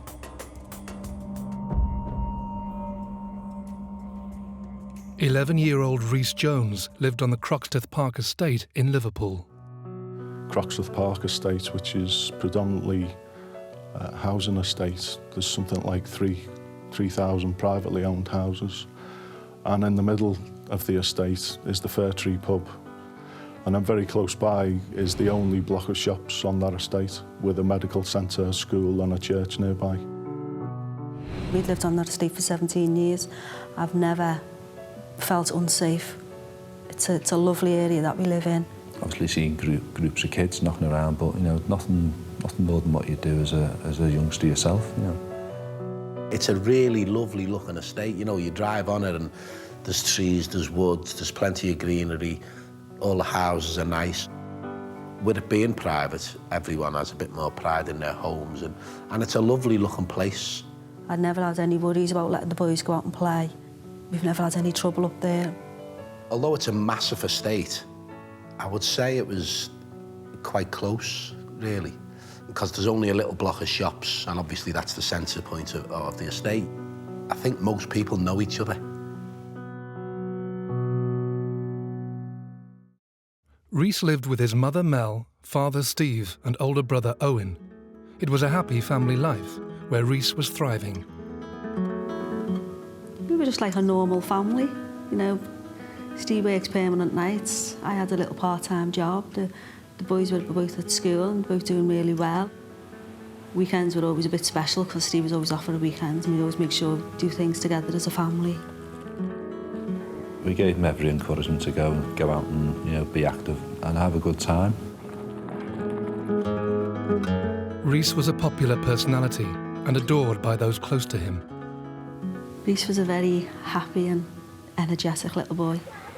He was also very funny and just a really outgoing little boy. He's one of those lads that you couldn't be mad at for very long. And even if you were mad at him, he'd just make you laugh. He's just lovable and likeable. Rhys was, he was cheeky little lad. He was always smiling, always laughing. He was always playing tricks and he was dead mischievous. He'd always make mud balls and start throwing them at the kids, and then all the other kids would join in and I'd just be tearing my hair out like shouting at him, you know. But Rhys's biggest passion was football. I think the passion for football that he has took up all of his life. It was just football, football, football. Played for the Fir Tree for about 12 months. I think he played his first season. He was going into playing his second season for them. He was a good footballer. You could see it from an early age. He could kick the ball further than other kids of his age, and you could see that there was something special about him.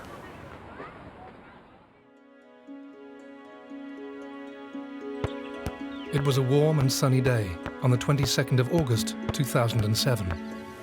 I'd been to work in the morning. I came home and Rhys was starting senior schools in September. So we decided to go to town and get him his new uniform. I worked permanent nights, so I'd been in bed most of that day. And I got up round about tea time. Obviously, I had my tea. Rhys, I knew, was going to go and train. He'd go training once a week and he'd play a match of a weekend.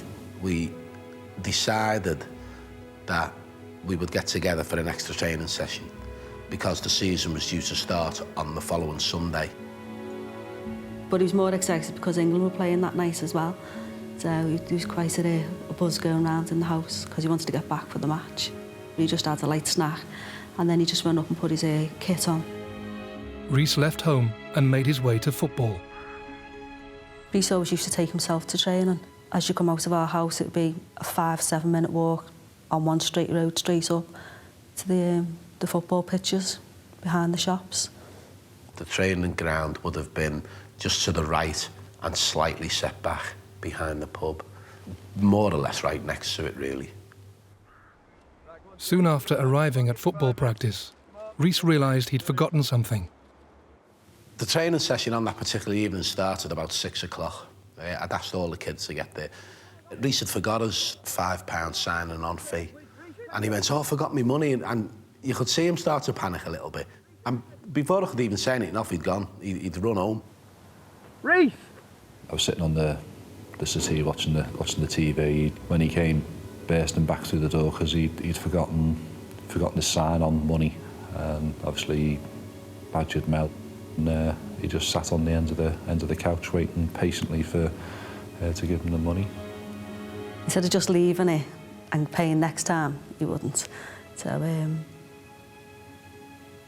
I gave him his signing on fee, and because he was going to be late, I put him in the car and I drove him the couple of minutes up the road to the training field. He just kissed me on the cheek and said, "Ta-ra, Mum, I'll be home to watch England." With his subs fully paid, Rhys finally joined his teammates. We'd done a couple of little warm-up things, you know, we'd run round the field, then we'd do a couple of little stretching exercises. You know, there was just a couple of little exercises like that. And we never really spent much time doing that because I always thought it's better if kids are playing football rather than, you know, doing exercises.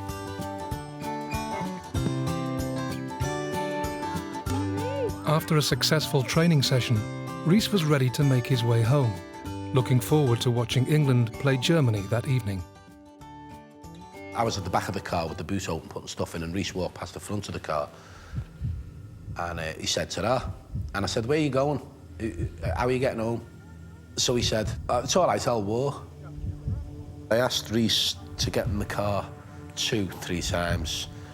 And I even said to him, "No, come on, get in the car, I'll drop you off, it's no problem. Come on." And Rhys was adamant he was walking. See you, Rhys. It was a pleasant evening as Rhys made his way home, a journey he had made countless times before, but one that would be his last.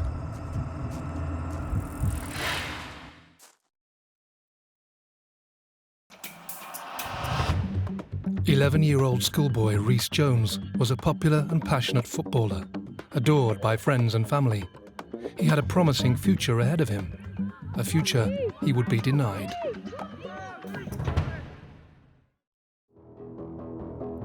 Having turned down a lift from his football coach, Rhys Jones was making his way home on foot. He took his usual shortcut across the Fir Tree Pub car park, only 500 yards from his home. The 22nd of August was a hot summer's evening. The pub was very busy. On that particular evening, England were playing Germany. A lot of people who were sat outside because of the nice weather and also because of the smoking ban. And Rhys at that time had finished his football practice and was walking a relatively short distance home from the football field. I jumped in my car and I drove probably 50 yards, and Sean was in the passenger seat and he screamed out Rhys's name. And I looked back, I've seen Rhys hit the floor, and I knew immediately he was hurt. The first thing that entered my head was he slipped. So I slammed the brakes on in the car and I jumped out. But by the time I'd done that, Sean had opened the door and jumped out. So he got to Rhys before I did.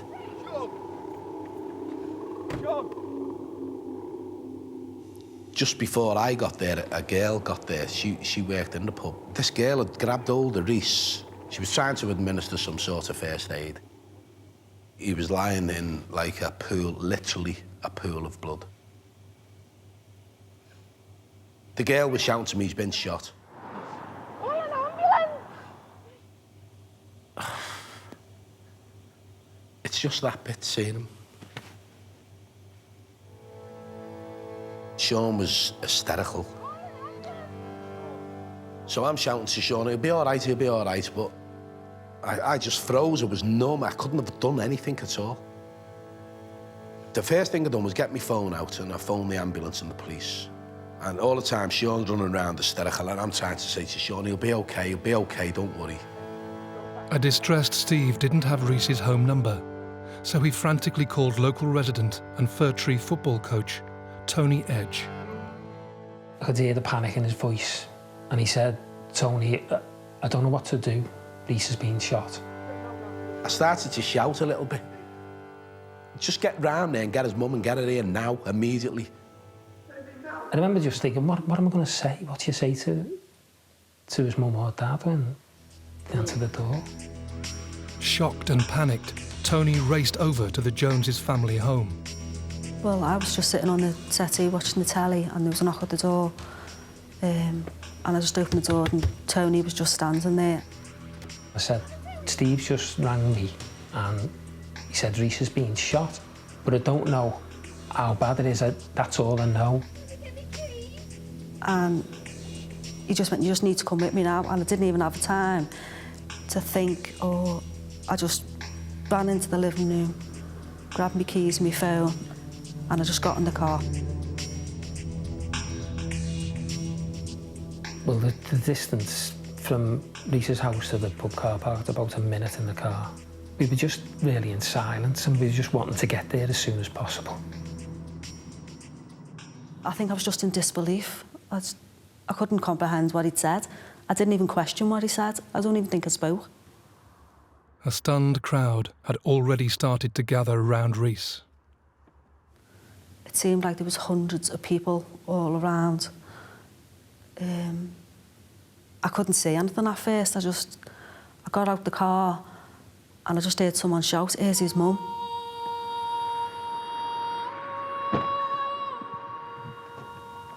And then as I heard that voice, all the people that were together just sort of stood apart and Rhys was just on the floor. And I just ran over.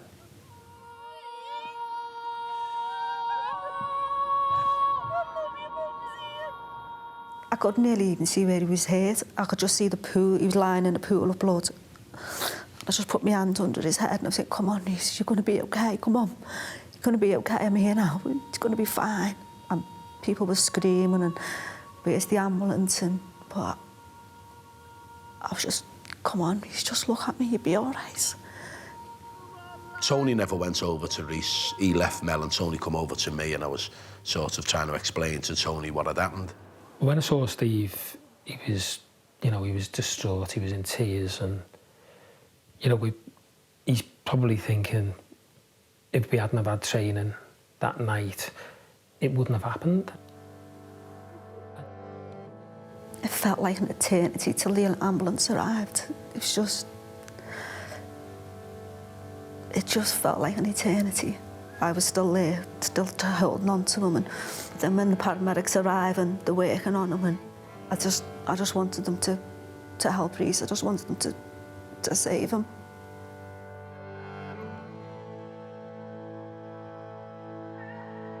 I think I was on the M57 driving along when I got a call off Mel, and it was a very, very short call just saying that, "Steve, you need to come home.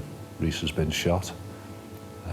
And the first thing that went through my mind was that some kids had an air rifle or an air pistol and they, let off a pellet or something and it struck him and, lodged him or whatever it was. I didn't, for one instant, think that it was a proper firearm that he'd been shot with.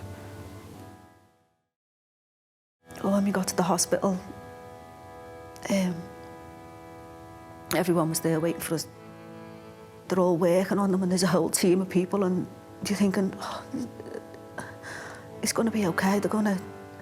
And they allowed me and Steve to go in and we were rubbing his legs and took his boots off, we were rubbing his feet and they were telling us to talk to him, and while they were all working on him, and we were thinking, "It's going to be okay, it's going to be okay," because they know what they're doing and they can see him, but they tried so hard, didn't they?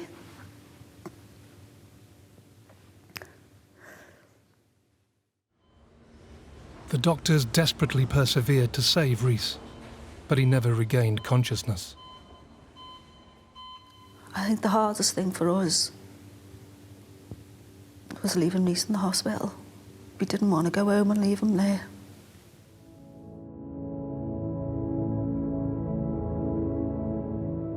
You couldn't touch him. He wasn't yours anymore. He was a crime scene.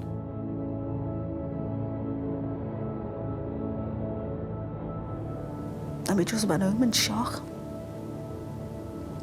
Rhys, you know, we just went home and we were just sitting in Rhys's room and we couldn't... We just all started crying. We couldn't understand what's happened.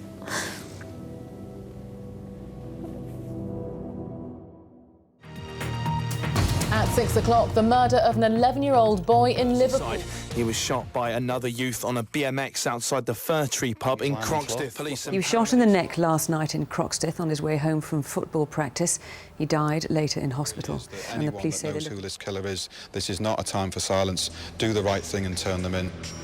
As the shooting made headline news, across the country there was stunned disbelief. Merseyside police quickly mobilised, determined to find the schoolboy's killer. It's probably one of the largest murder investigations that Merseyside police has run. The fact that he had no involvement and was an innocent victim in the middle of all this. You know, the pressure was there to solve this offence and to bring the people or person responsible to justice.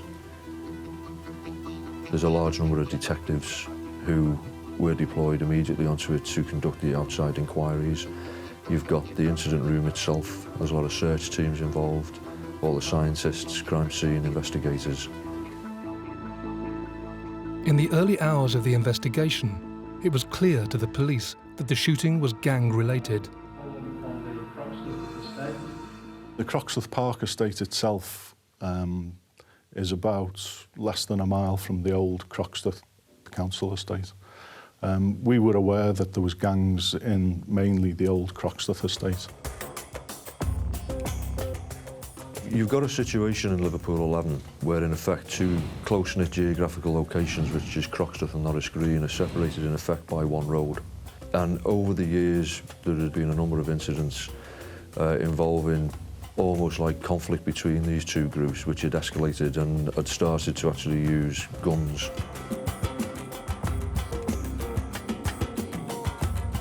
We were aware of certain things that had gone on in the past, you know, between, you know, Norris Green and Croxteth Crew and stuff like that, but, you know, we'd never been a part of it, we'd never witnessed any of it. We just never thought that it'd overspill onto, you know, our estate. The whole scenario of there being gangs on the estate and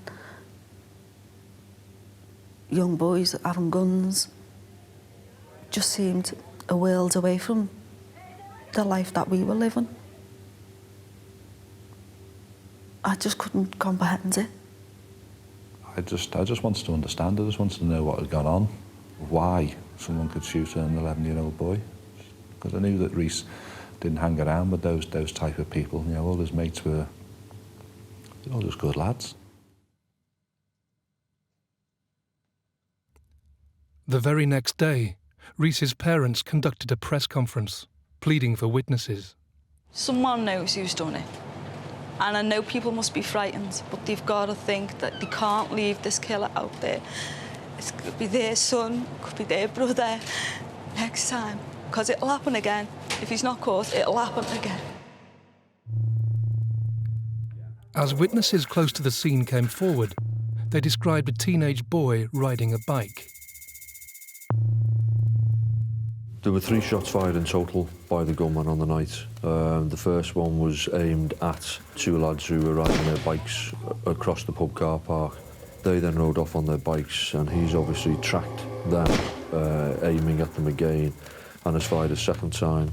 That bullet struck Rhys, and then amazingly the gunman continued and fired a further shot, the third shot, still obviously tracking his intended target at that time, even though clearly Rhys had already fallen to the floor, having been struck.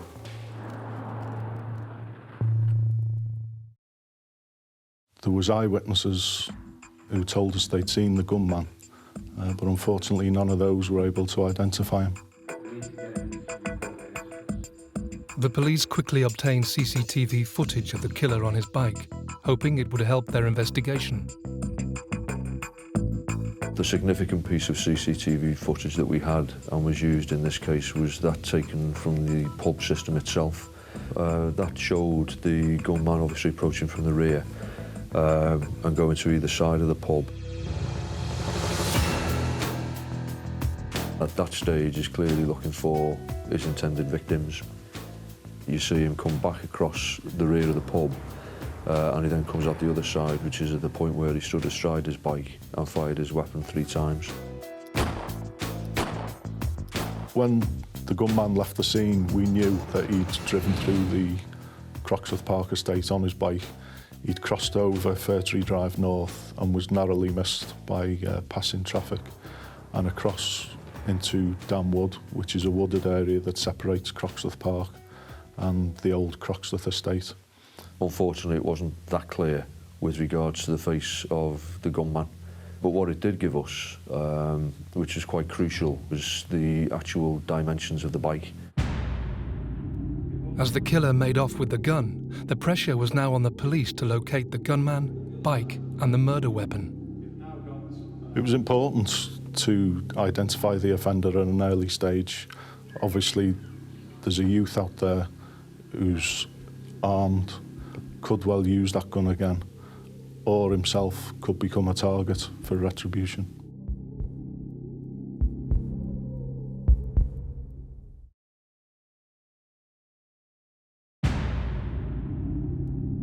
Rhys Jones was shot in the neck on his way back home from playing football in Croxteth, Liverpool.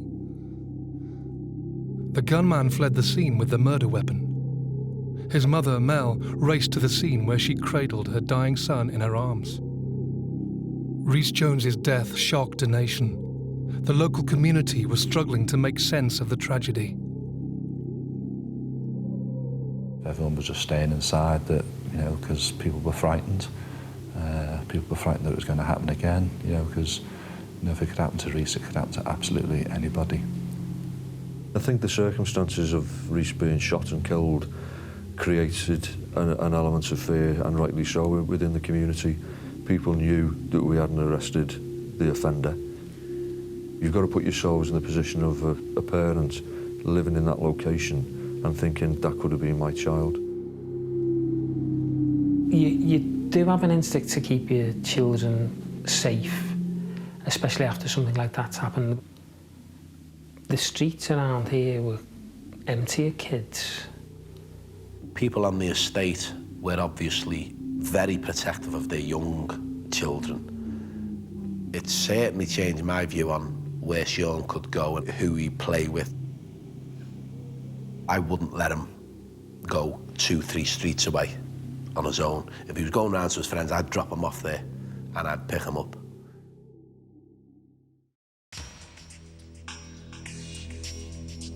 In the early stages of the murder investigation, the police already had a prime suspect.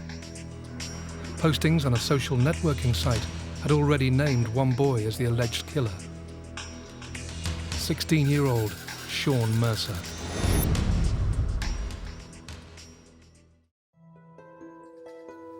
You did hear teenagers saying things, and obviously Mercer's name was all over the internet that night. Mercer had a number of previous convictions, only a small amount for relatively minor crime. There was an ASBO in force against him at the time, but he was well known to the local police as being one of the youths who caused trouble, and he was related to the Croxteth crew. Rhys was shot on the evening of Wednesday, the 22nd of August. By the Friday, what we had then was a number of pieces of information and intelligence that had come into us to suggest who the potential suspects were in this. By the Saturday, so you're talking 3 days after the murder of Rhys, a number of arrests were made on the morning. Sean Mercer was arrested on that day with a lad by the name of Dean Kelly, as was James Yates. Mercer, because we thought he was the gunman, was put on an identification parade, and 5 witnesses who'd actually seen the gunman fire the gun across the car park were asked to attend that parade. None of them were able to identify Mercer as the gunman. When Mercer was initially interviewed, he gave a prepared statement through his solicitor, which said he'd been in the company of Dean Kelly, a friend of his, at the relevant time. He also said in that statement that the 2 bicycles we recovered from his house on the Saturday morning were the only bikes that he had. none of those two bikes matched the bike that we'd seen on the CCTV of the offender.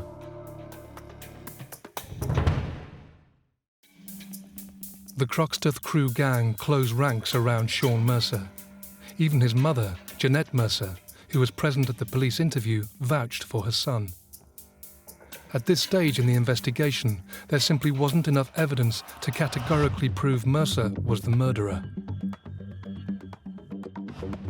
We know that if these people are going to try and, cover the tracks and hide, we know it's going to be difficult. We know it's going to be a long, hard slog. We just thought, well, we're in for a long haul here. There was an element of silence around the actual offender, but only carried out by the people who knew and assisted him at the relevant time. With no actual eyewitness, no murder weapon, and no bike, Merseyside police had no choice but to release Mercer and his accomplices back into the community. It was frustrating letting Mercer go. Everything at that stage was pointing towards him being responsible for the murder of Rhys. And we knew at that stage that it was going to be quite a long and protracted inquiry. The name of the offender is being mentioned in the community and was quite widely known. We specifically asked that we didn't want to know any names from the onset, is that, because there was a lot of rumours going around, there was a lot of, the reasons why and how and stuff like that. Personally, we didn't want to know. We knew there was names being bantered about, but we didn't want to know until that person was actually charged with Rhys's murder. We didn't want to know.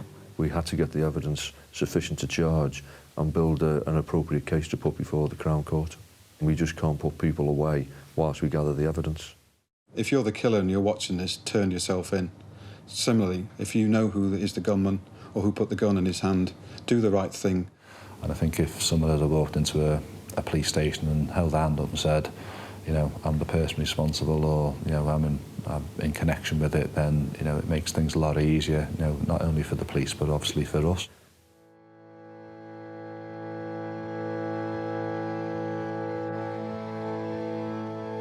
Thousands of mourners gathered at Liverpool's Anglican Cathedral for the funeral service of Rhys Jones. The murdered schoolboy was laid to rest.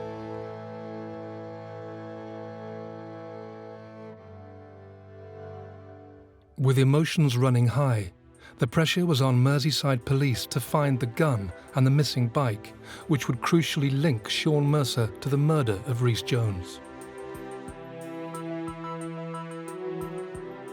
In a desperate bid to uncover the killer's movements, the police pressed on their intelligence to reveal more.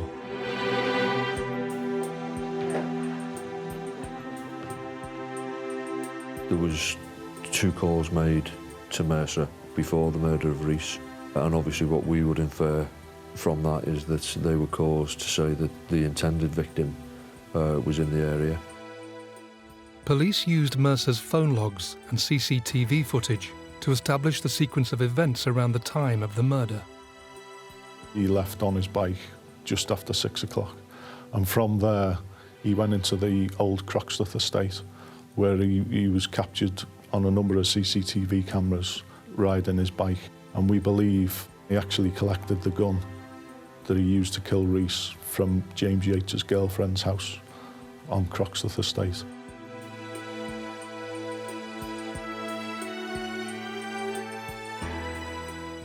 We established that the offender, having taken possession of the gun, he then went and carried out the shooting, obviously striking Rhys in that process. Following the shooting, Mercer rode off to the home of a 15-year-old boy, referred to as Boy M. We believe Mercer chose Boy M's house for a number of reasons. A, it was the closest of his associates to the Croxteth Park estate, so he could get there quickly and get off the streets as quick as possible. And also Boy M was only 15 years old at the time, and while not a member of the Croxteth crew, he had been involved in gang activity.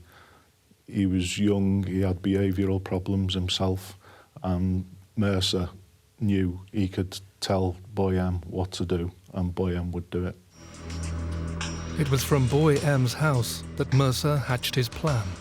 Mercer made a series of telephone calls to his associates, and effectively he called his gang members in to assist him, and they helped by making plans to dispose of the gun, dispose of his clothing, douse him in petrol to get rid of any forensic evidence, and also to get rid of the bikes.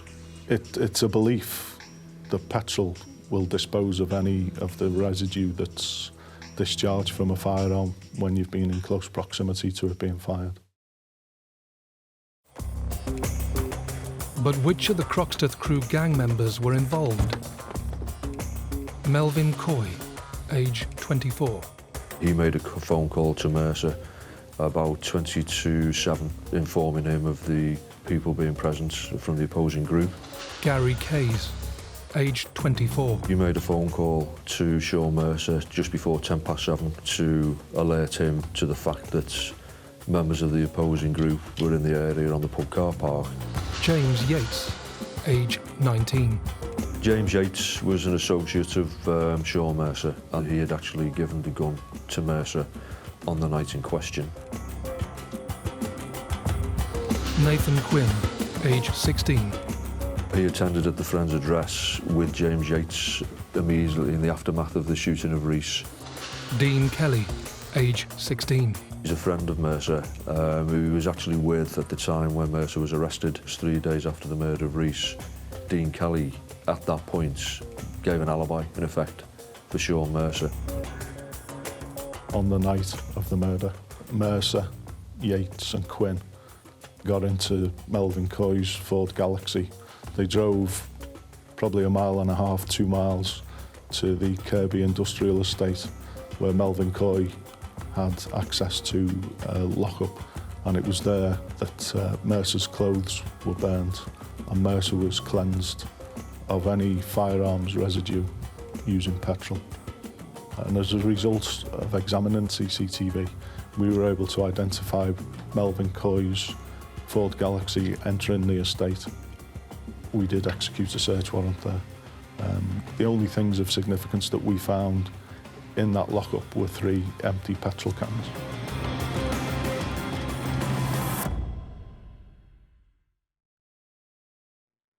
Having quite clearly established Sean Mercer's movements, the police needed to trace what had happened to the murder weapon. As a result of intelligence that we'd received, a search warrant was executed at the home address of Boy X. In the loft, we recovered a Smith & Wesson revolver, a self-loading pistol and ammunition that fitted both of those guns. The type of residue that was recovered by the forensic scientists from the gun matched the residue that was recovered from Rhys's football shirt that he was wearing at the time. Boy X was arrested and interviewed. He gave us an account that Mercer had phoned him, told him to come up to Boy M's house, went into the house and was confronted by Mercer, who gave him the package and told him to take it back and hide it. Our Boy X was petrified. He felt intimidated by Mercer. Mercer called Boy X because he knew of him and knew him from the area, but Boy X was not a member of the same group that Mercer was. Boy X took the gun to his home address and he left it in the back garden. And then on the Sunday, another associate of the main offender moved that gun into the loft of Boy X's address. With such a crucial statement, Merseyside Police took the unusual decision to file an application with the Crown Prosecution Service to offer Boy X immunity. The use of that legislation is very, very rare, and particularly where a youth is concerned. Witness testimony from Boy X was a major part in the inquiry. The evidence was slowly mounting against Mercer and his gang. As the police were waiting to hear back from the CPS, they still needed to track down a vital missing piece of the evidence that would bring Mercer to justice.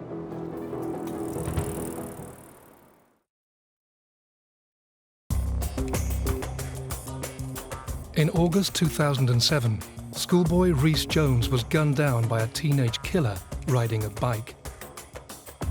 Merseyside police arrested and questioned various youths from Liverpool's notorious Croxteth crew gang, including prime suspect Sean Mercer. But despite having to release Mercer and his gang members as they carried out further investigation, the police were quickly converting intelligence into evidence. Having recovered the murder weapon, the police were now awaiting approval from the CPS to see whether Boy X would be granted immunity if he testified against Mercer. But there was still the question of the missing bike.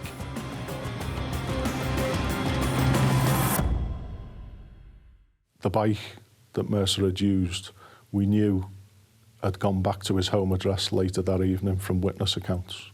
But from his home address, we didn't know where it had gone, and it remained outstanding. The police launched a fresh appeal to help trace the bike.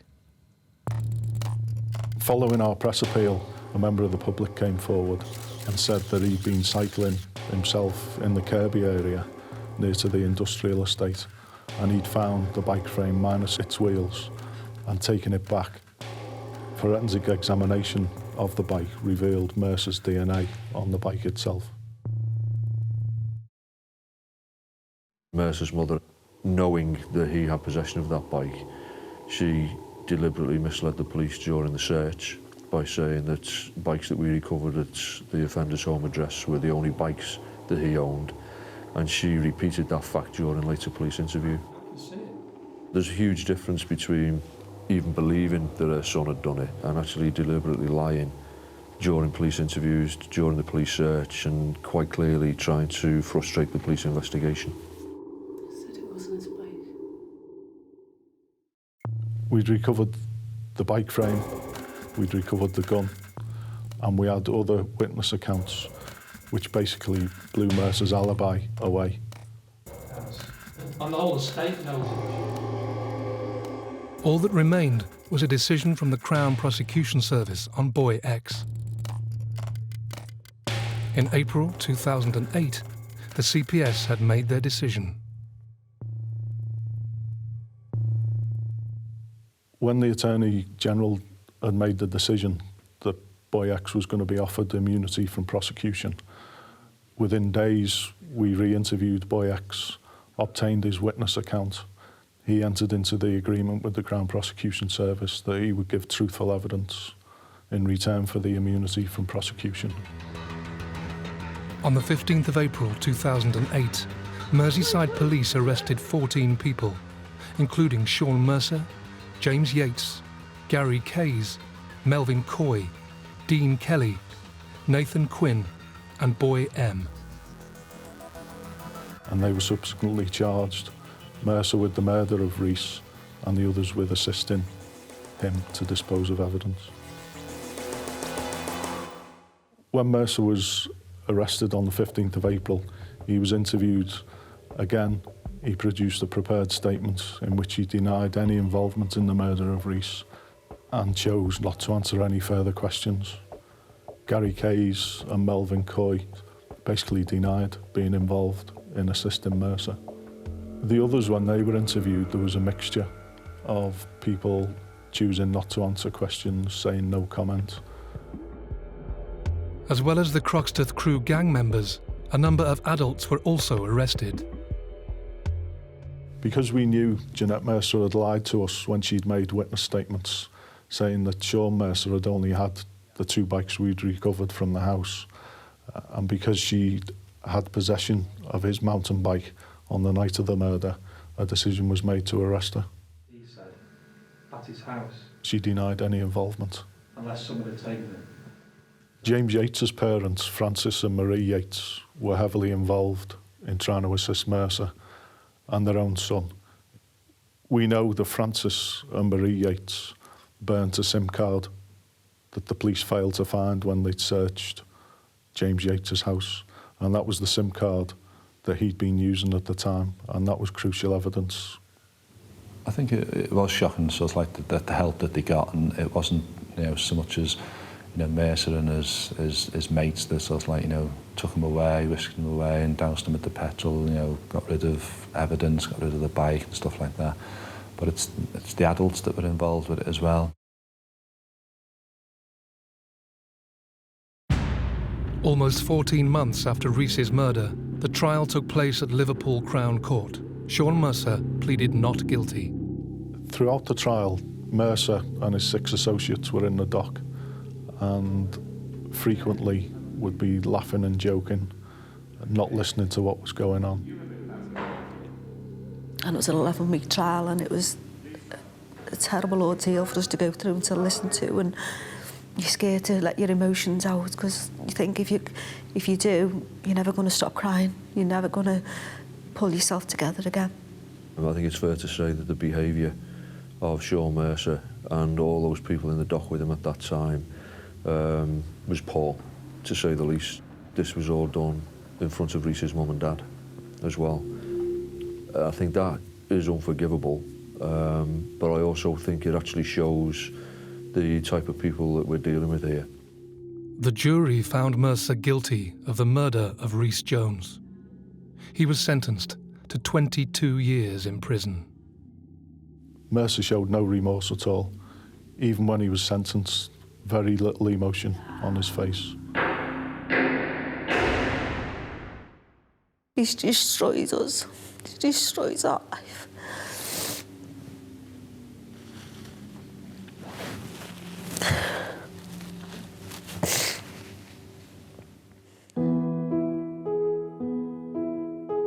In order to get your head around things, you need somebody to be charged. You need somebody to be found guilty. You've got to have a sentence that you feel reflects the enormity of what they've done. We got justice for Rhys, because as the sentencing goes, you know, Sean Mercer got the maximum what he could get. And in the eyes of the law, we've got justice. But I personally feel life should mean life. He should spend the rest of his life in jail. These people should realise that, you know, if they're going to go around firing guns and murdering people, then, you know, they should spend the rest of their life in prison.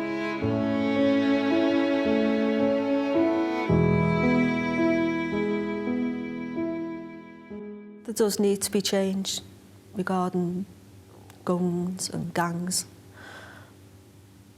But as a parent, I don't know the answers to that.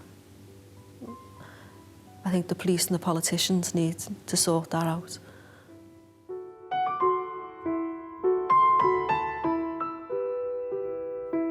I, like any other cop, is going to sit here and say to you that we would like it to be no incident of gun crime. But unfortunately, there are firearms out there. There are people who are prepared to use them.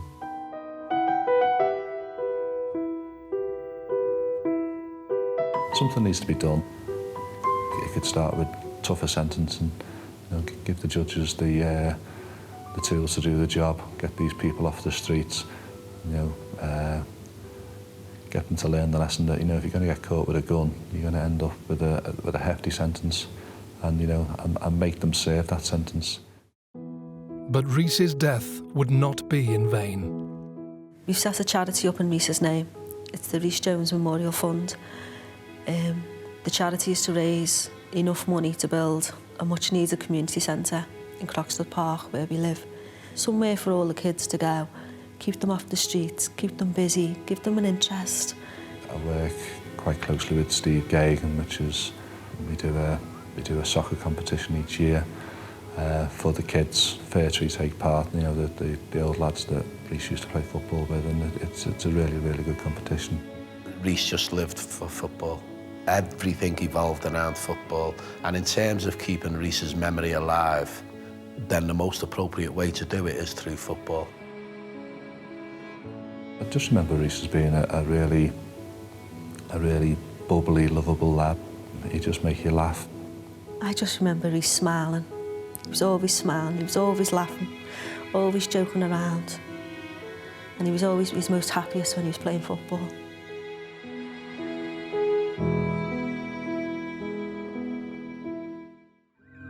April 1999. London, in the UK, was the centre of an unprecedented terror attack. I pulled my hand out and it was like full of blood. And then I put my hand on my head and there was like something sticking out my head. The blast just caught me. A lone right-wing fanatic went on a one-man rampage, killing 3 people and injuring hundreds. I feel nothing. I did what I had to do.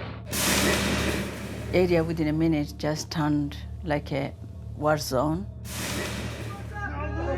He left a trail of destruction through the capital, lasting 2 weeks, making this a crime that shook Britain.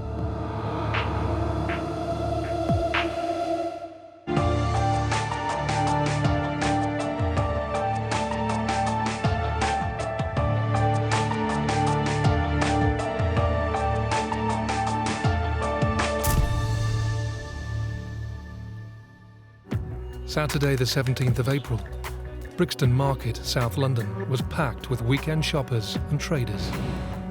I was at Brixton Market because my friends had to go to work up there and I went with them to spend the day.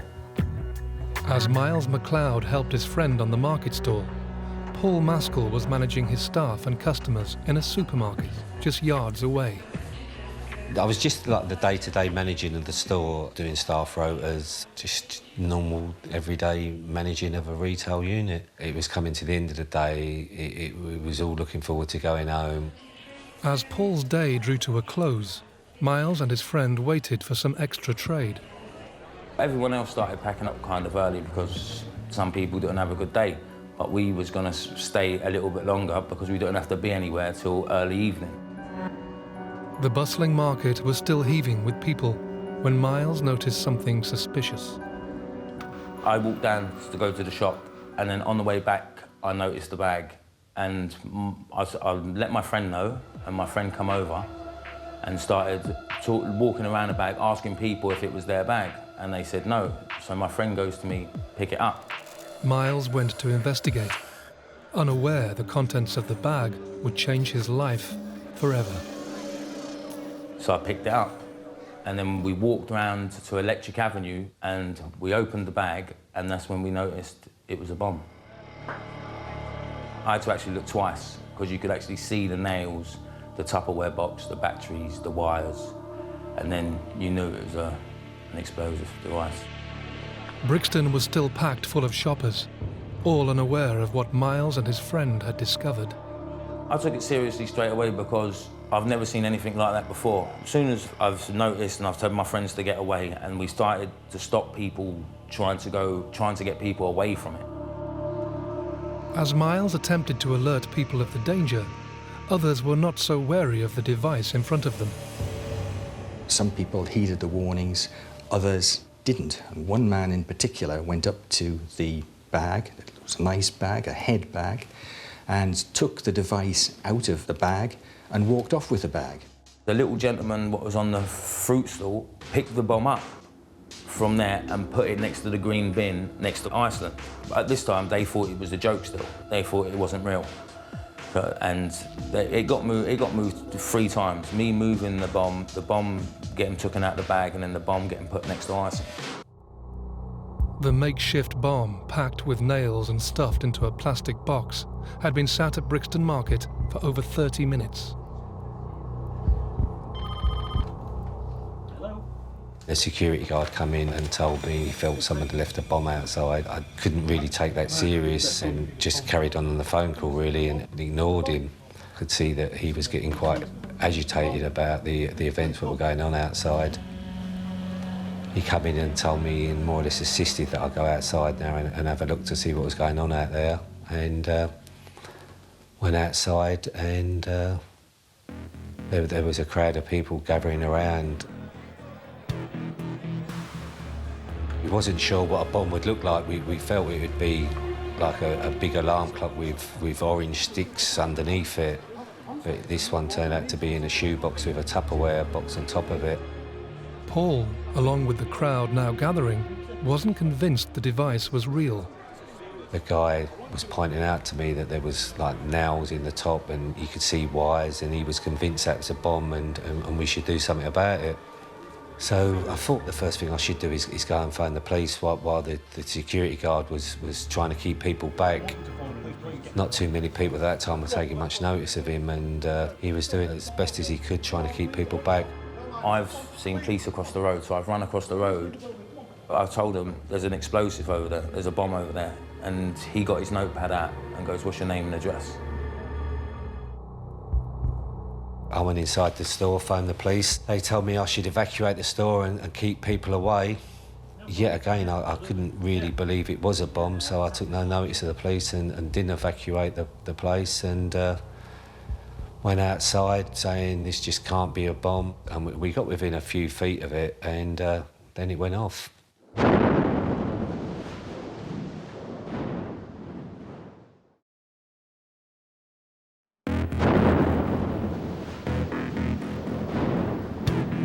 A terrifying explosion has devastated the heart of Brixton in London. An explosion in South London has injured dozens of people. The blast in Brixton is being treated as a major incident. A holdall containing more than 1,000 nails and deadly explosives had been planted near the crowded market.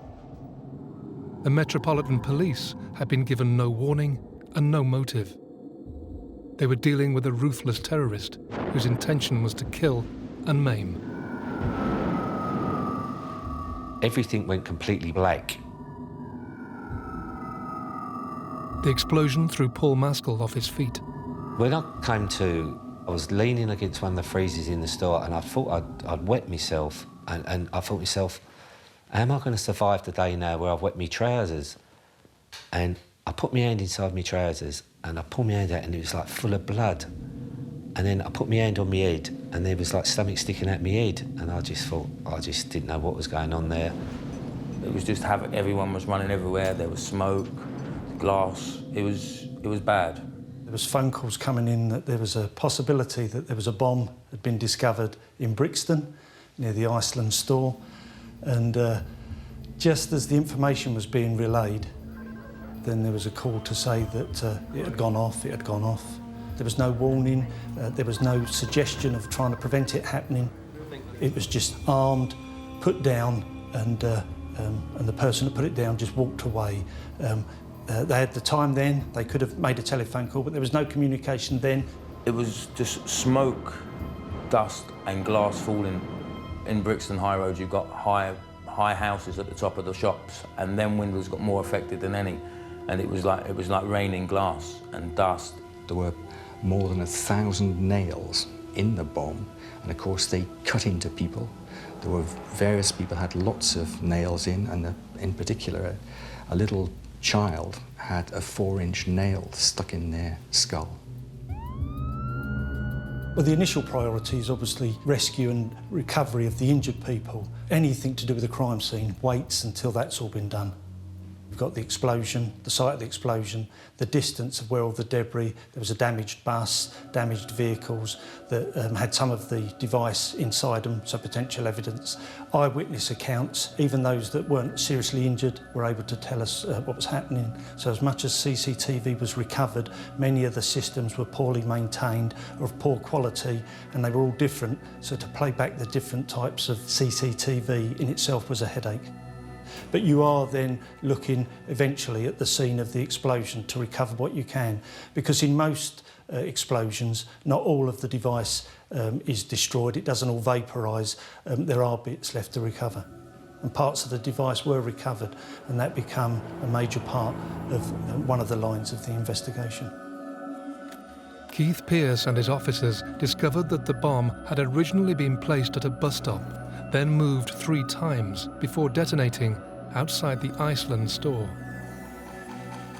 50 people had been injured as a result of the blast. Remarkably, no one was killed. But officers needed to track down the ruthless culprit, and fast. The initial pressure, I suppose, is that people want to get the streets back open to normality, the shops want to open again, and people want to go about their business. So the initial pressure is more localised. There is obviously then a local government concern and a national government concern, because bombing is still a fairly rare occurrence in the UK. So there is an issue about what it's about.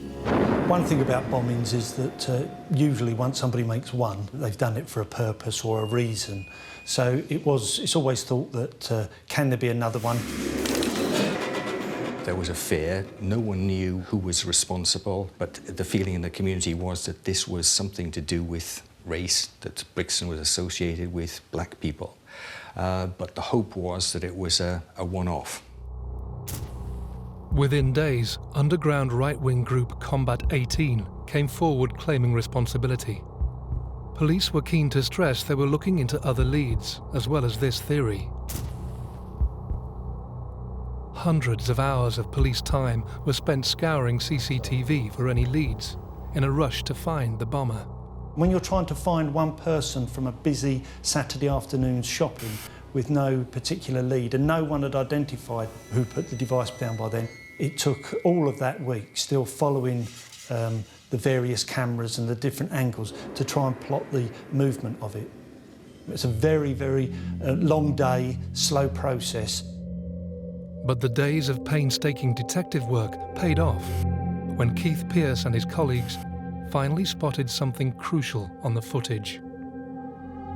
The breakthrough came when a man was identified carrying a bag across his back, and then after the explosion, he was seen minus a bag. This was a major lead. A lone figure cutting through the bustling crowd of shoppers could be the key to the investigation. He was focused on early on, but the quality of the pictures is nothing like you see today. It was all very grainy, distant. You could just about do the shade of black and white. Very hard, but that was a key start for us. 7 days after the explosion, the community of Brixton were trying to come to terms with the attack. As officers tried to work on the image from CCTV, they continued searching for witnesses.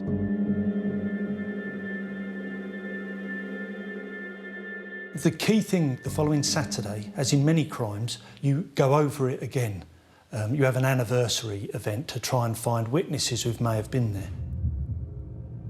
As police searched for further clues to the tragedy, 5 miles across the city on Brick Lane, Dr. Hack and her family were heading home.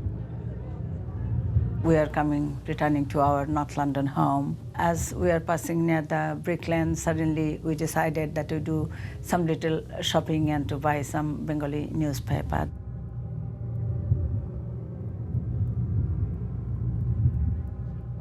At that time, I was stopped by one of my patients, and we are chatting. We parked our car on the Brick Lane, and just before 6, as we are just about to return, so we are about to just cross the road. My husband was on the other side.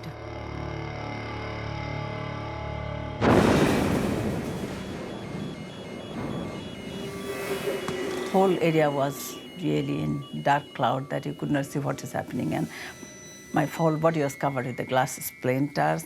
All the windows were broken, smashed, and you didn't know what is happening. We had a team in Brixton at the time, around the 5 o'clock time, to try and jog people's minds. And while that was happening over in Brick Lane, we then had another phone call to say somebody thought that they may have found another device. And at that same time, when the phone calls were being made, a second device had gone off almost similar time, a week later to the one that had gone off in Brixton. Almost to the hour, 7 days on from Brixton, police were dealing with another terrorist attack. The explosion had ripped through the heart of the Asian community in East London, injuring 13 people and causing severe damage to surrounding buildings. That was really, really horrific, horrifying, and really, really I have never experienced like that in my life. Early indications are that the device had gone off in the back of a car. So, of course, again, one of the initial thoughts was this the bomber with the device in a car that had gone off? And so, therefore, did we have either the bomber with the car or some evidence to be obtained from the car. But we found out fairly early on that, similar to the Verse device, people do strange things when they come across a bag with a bomb in it, and we weren't to be as lucky as finding the bomb in the bomber's car. It was in an innocent person's car. Police discovered that the device had again been moved by a concerned member of the public. The bomb had been left in a side street to Brick Lane. A man had seen it there in a bag, had picked it up, opened it, and seen, again, what looked like a bomb inside. They thought it may have been a workman's bag with tools. It obviously wasn't, and there was obviously the event the week before. So the person left it in his car, closed the boot, went off to try and find a police station to report he may have found something. And again, just ironically, when the phone calls are being made about, I think I may have found a bomb in a bag, it's in the back of my car, the bomb goes off. So people are injured again by the blast, but the blast is contained within a car, but the car was totally destroyed. So again, just by chance, less people are injured because a member of the public had put it in the boot of their car. Keith Pearce and his colleagues were now looking for a hardline terrorist, someone waging a hate campaign targeting specific communities. But whoever the culprit was, they weren't giving anything away. Yet again, no warning and no motive had been given. It was clear with this second bomb in Brick Lane that what was happening was someone out to get the ethnic minorities. Brixton, full of black people. Brick Lane, usually full of Asian people. So here was a racist bomber, or bombers, and they were out to kill and maim people. And it was amazing that up till then, no one had been killed. The pressure was mounting because this was almost a week later to almost the exact time. We've got a description from the man who found it and put it in his car and had a look at it. So it gave us a bit of an indication, and because people aren't every day making devices and setting off explosive devices, it was a good indicator that it was the same or similar device. And then within the next few days, you can start finding that as an evidential fact that they're the same manufactured type of device. Police were fairly certain they were now dealing with the same bomber. But with little to go on and with pressure mounting, officers were in a race against time to identify who was responsible. Finally, after sending the grainy image to specialists, they get their first major breakthrough. I would wish to question this man, who I'm asking people to identify.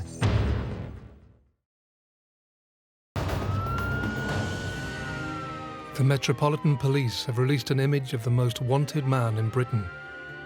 A lone figure they believe is responsible for 2 terrifying explosions in London. Having attacked communities in Brixton and Brick Lane over 2 weekends, officers are in a race against time to catch the culprit before he strikes again.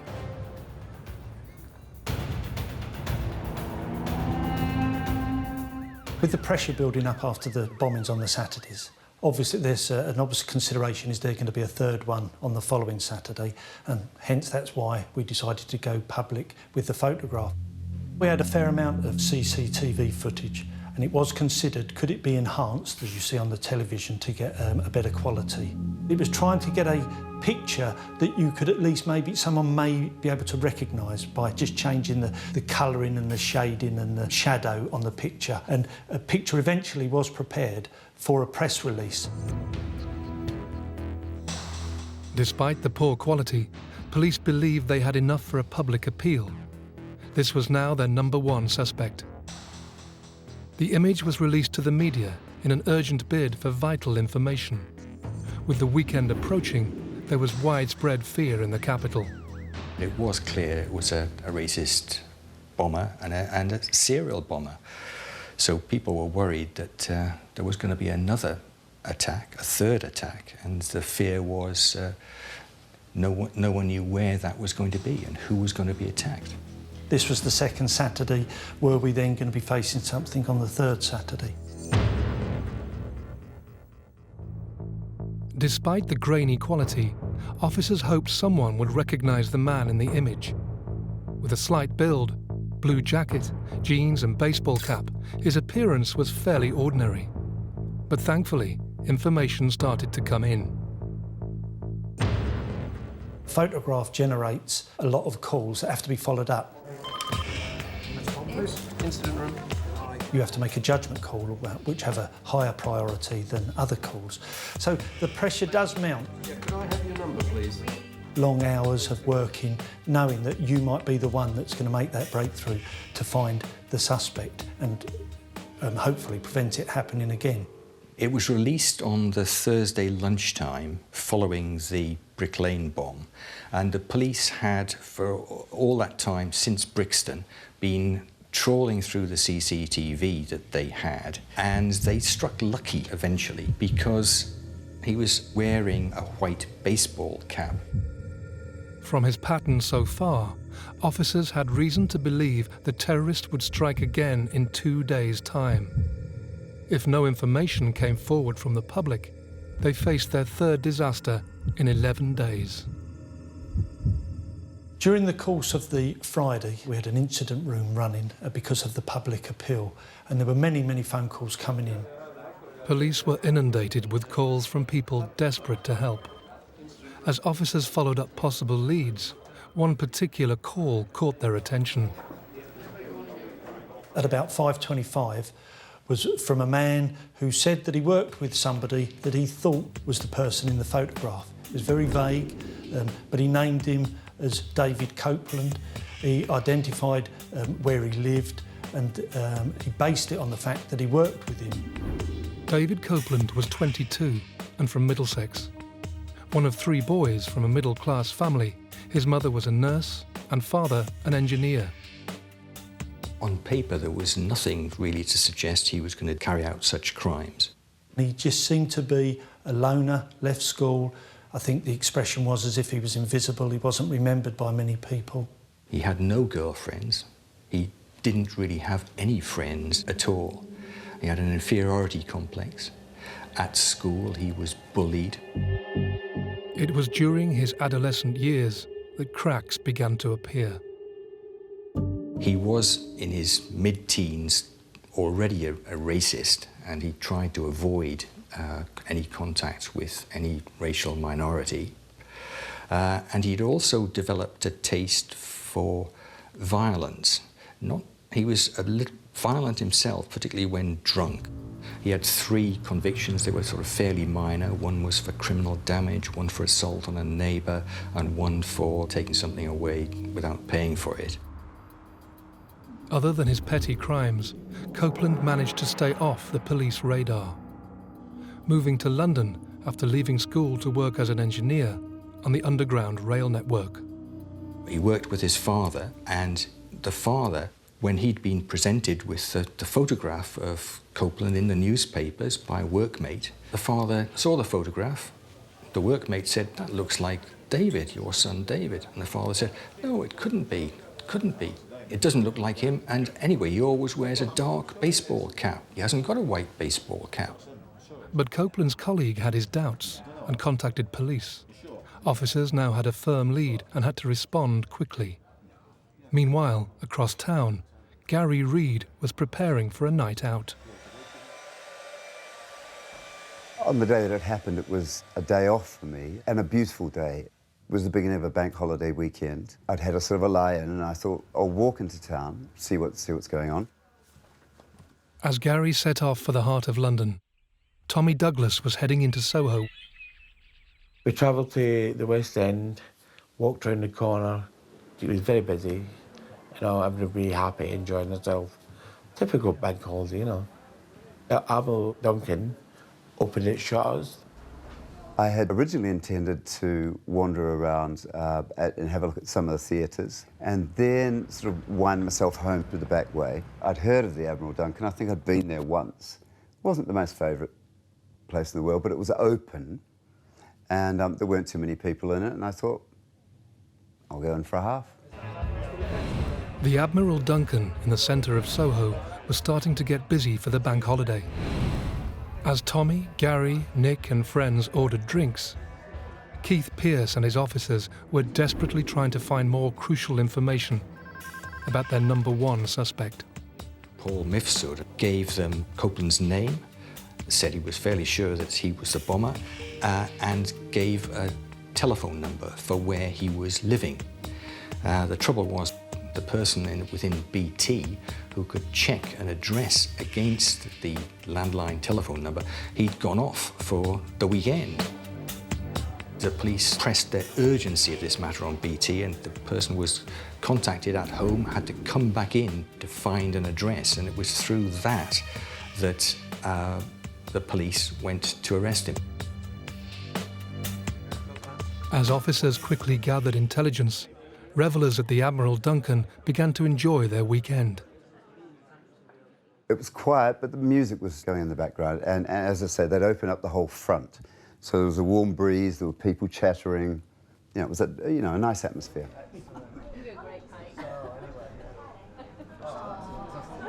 As the pub started to get busier, one of the bar workers noticed something suspicious. Someone started looking at the bag and wondering about it, and one of the people working behind the bar even, in fact, looked over the bar, down at the bag, and was about to inquire whose bag it was as a result of the security briefing they'd been given. The first inkling I got of anything wrong was a feeling of, first of all, was complete and utter silence. No noise at all. Gone from a bar where there was chattering, there was noise, there was music. Complete and utter silence. I remember a lady, I remember looking up at her, but she had a red beret on, and she caught me before I fell. So I was in her arms, and I was looking up at her, and I could see her mouth opening and closing, and I'm sure she was crying, and I could tell she was screaming, but couldn't hear a thing.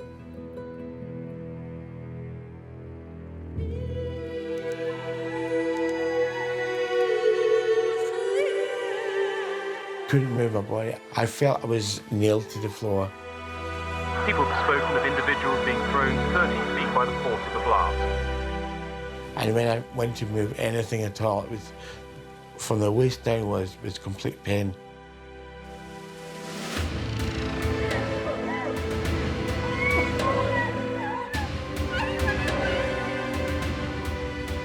When this particular bomb went off, it destroys the bar where it's near, it brings down the roof, it blows the walls out and then sucks the walls back in, so they're all over the place. People are sitting near the device. In fact, 2 men are killed and a pregnant woman.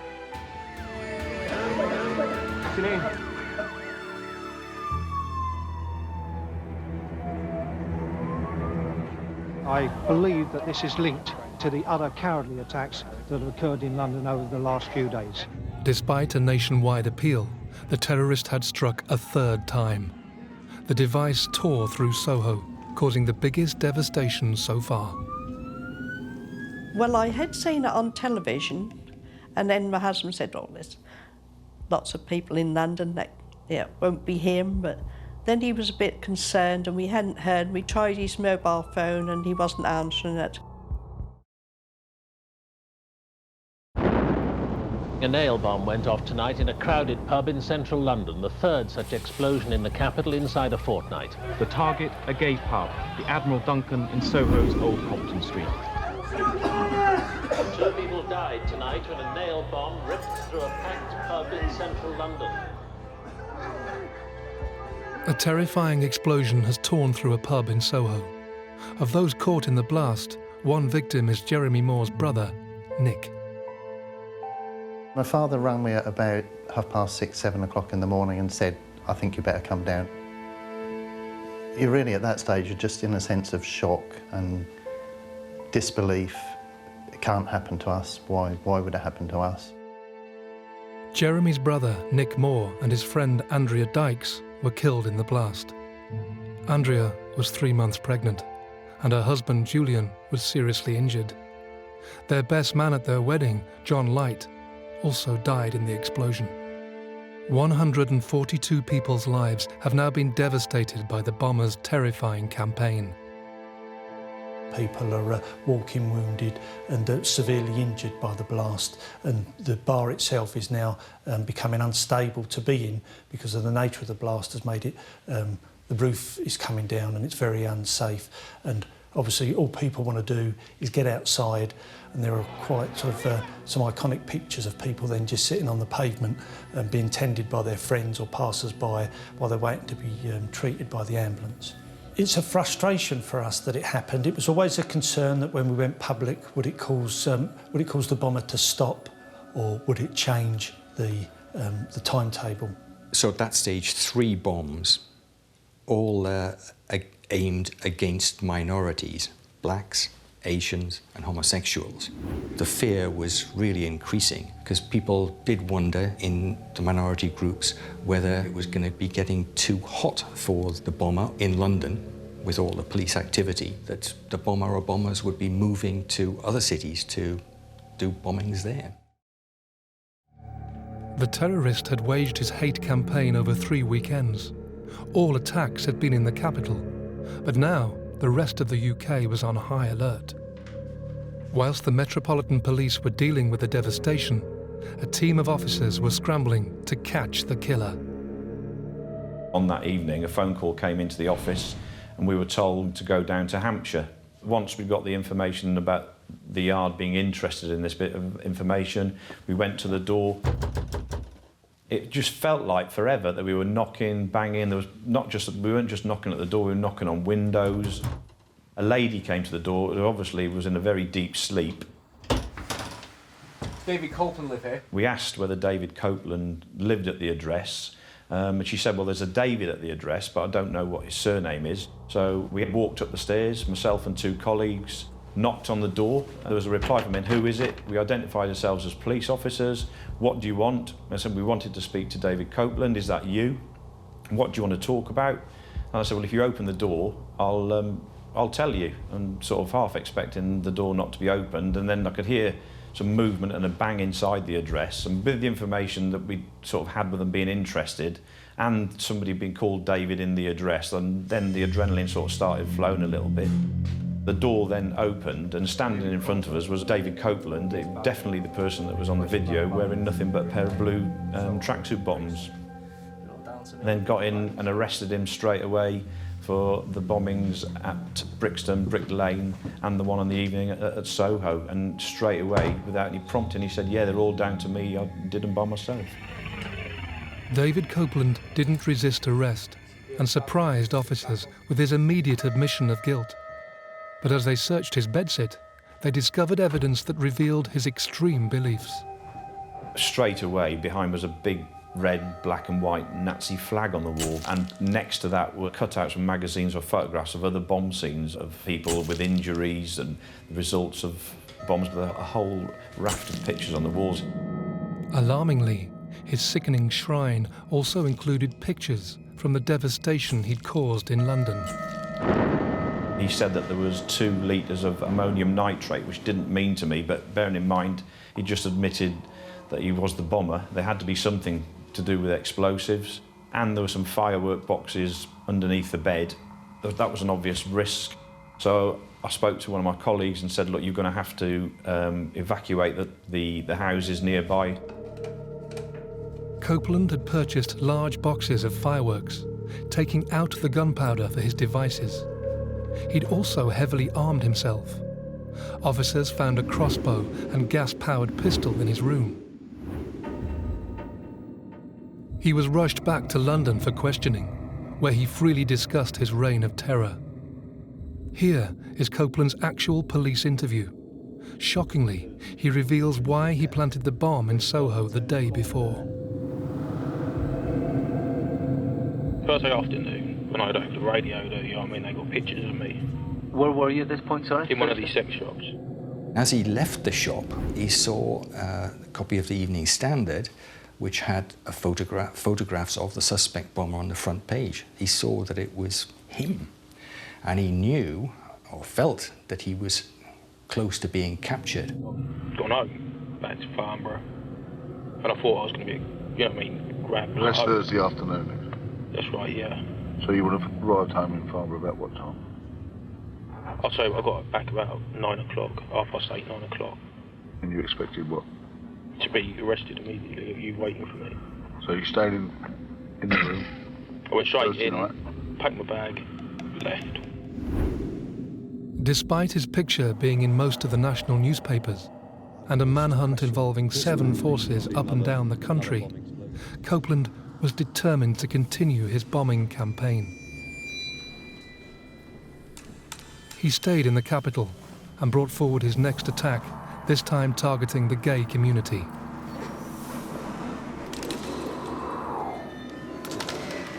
He wanted to bring the country to the boil, which I have to say he was very close to doing, and getting all communities up in arms. He walked into the pub carrying the device, and it was already armed, as the other two had always been armed when he was carrying them. But he changed his appearance. He no longer had the dark jacket or the baseball cap. He now just had jeans on and a white T-shirt. A lot of the bars and places had been visited with security about being aware of unaccompanied bags being left lying around. But the unfortunate thing in the pub in question, many people had put down sports bags and rucksacks. They were having a nice time. It was a nice early evening. That spot was the only empty spot at the bar, and I went out to get a drink. And I slipped it off my shoulder and put it on the floor.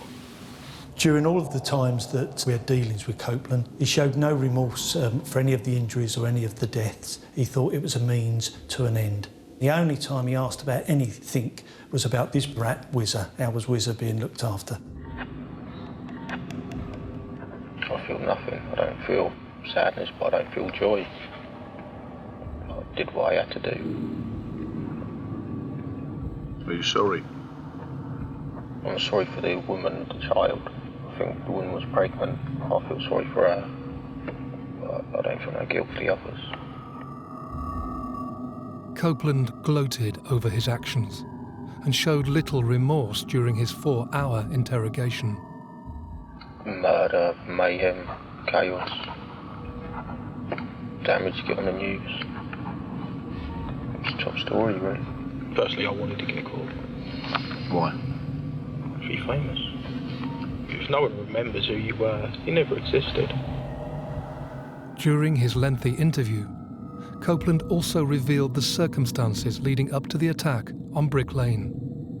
Why Brick Lane? It's like the heart of the Asian community. I don't like them. I want them out of this country. I'm a National Socialist, Nazi, whatever you want to call me. There was speculation that the bomber could have intended it for the Brick Lane market, but maybe assuming that the market took place on the Saturday. In fact, it didn't take place on a Saturday, it was on a Sunday. If it had gone off at the time of the market, then it really would have caused much more in the way of injury. Copeland also held strong beliefs about the Brixton community. I presume that it was at the heart of the black community. Right. I presume that Brick Lane was the heart of the Asian community. Right. But I do predominantly say that the white race is the master race. There was no doubt the bomber held extreme views. Police were keen to establish whether he had acted alone in his hate campaign, and did uncover a dark past connecting him to right-wing organisations. He'd got involved in extreme right-wing groups like the BNP and a Hitler-loving group called the National Socialist Movement. He'd become the southern unit leader of that group. They worship Hitler. As well as all that, he'd got involved in groups that believe in Christian identity, and that is people who believe that white Europeans are the chosen race and everyone else is inferior.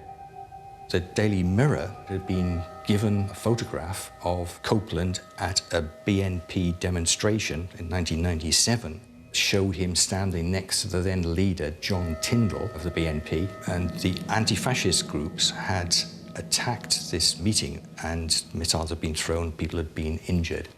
There was Copeland next to the leader of the BNP. The BNP at that stage weren't providing him with any action. So he drifted away from them. We knew he'd had some connections with some right-wing organisations, as they like to put it, but none of those had any connection with Copeland. Copeland had had some association with him, but there was no other involvement. There was no other witnesses or evidence, either from the CCTV or witnesses that had been involved, with him making the devices.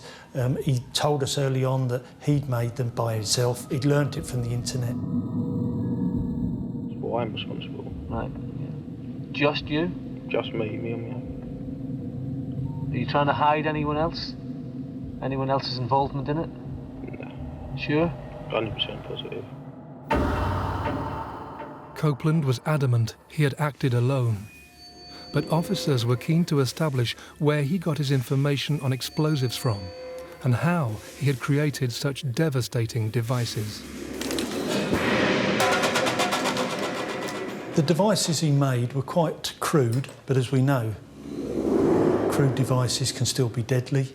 He adapted the component parts that you can find in fireworks, albeit that he bought them in large numbers. Copeland spent hours sourcing materials and testing his makeshift devices, seemingly unfazed by the danger to him or his neighbours. Got everything you want? All of the items that he made, he used for the component parts he bought in any shop that you and I can go to. Where did you practice this in? Just in my bedroom. What, did you set off small Only explosions? tiny little bits at a time. Yeah. Anywhere in particular in your room? It's all on my desk. Did it leave a mark on the desk? There's got loads of marks on the desk. Any particular desk? There's one desk, it's just a dresser or something. How did you ignite these little bits of powder? Cigarette lighters. They were just wires, powder, nails for shrapnel, a box to put them in, a bag to carry them in, connecting them up, and he used a simple clock.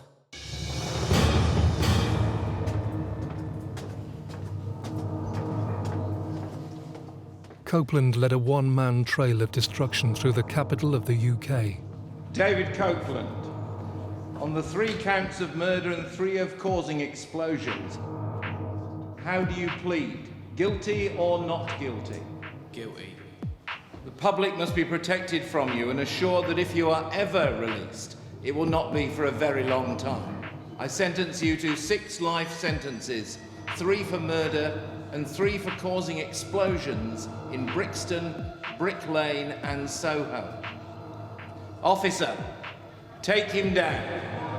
14 months after the London nail bombers' campaign of terror, 6 life sentences were passed down to him, with a recommendation he should spend a minimum of 35 years in prison. Despite severing connections with right-wing organisations, we will never know how much they influenced his beliefs. It was a senseless crime, and I don't think we will never get over it. There's not many days go past without some remembering, some looking out the window and thinking of my brother. But the way we have sort of coped with this is the love and the friends that we've actually made through this tragedy. I thought I was dead. I thought I must be going to heaven. And then the next thing, I woke up in St Thomas's Hospital, menaced to legs. David Copeland has not achieved his aims of fame and power. Today's verdict proves he is a dangerous, pathetic nobody who is now where he belongs. When I thought about what he'd done to my parents and to the people that had loved me, what he'd put them through when I was hanging on by the skin of my teeth to life, that's when I got, I got quite angry at him then. The rest of the time when I went to his trial, saw how pathetic he was, what a waste of a life his.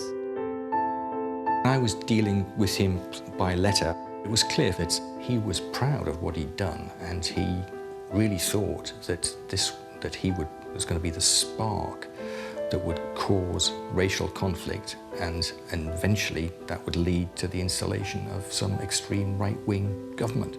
He really believed this. I went back to Brixton and I just couldn't cope with the pressures of that place anymore. They put me into a different store. I couldn't cope with the pressures of that one. I couldn't cope with everyday life issues.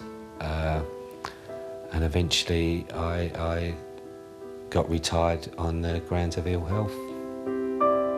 I don't even think of him at all. I'm very, very pleased that he's locked up, and he's, you know, and surely to God he won't be let out. Everybody's got their life to live, and how they live it and who they are, it's up to them. You don't kill people for being what they are.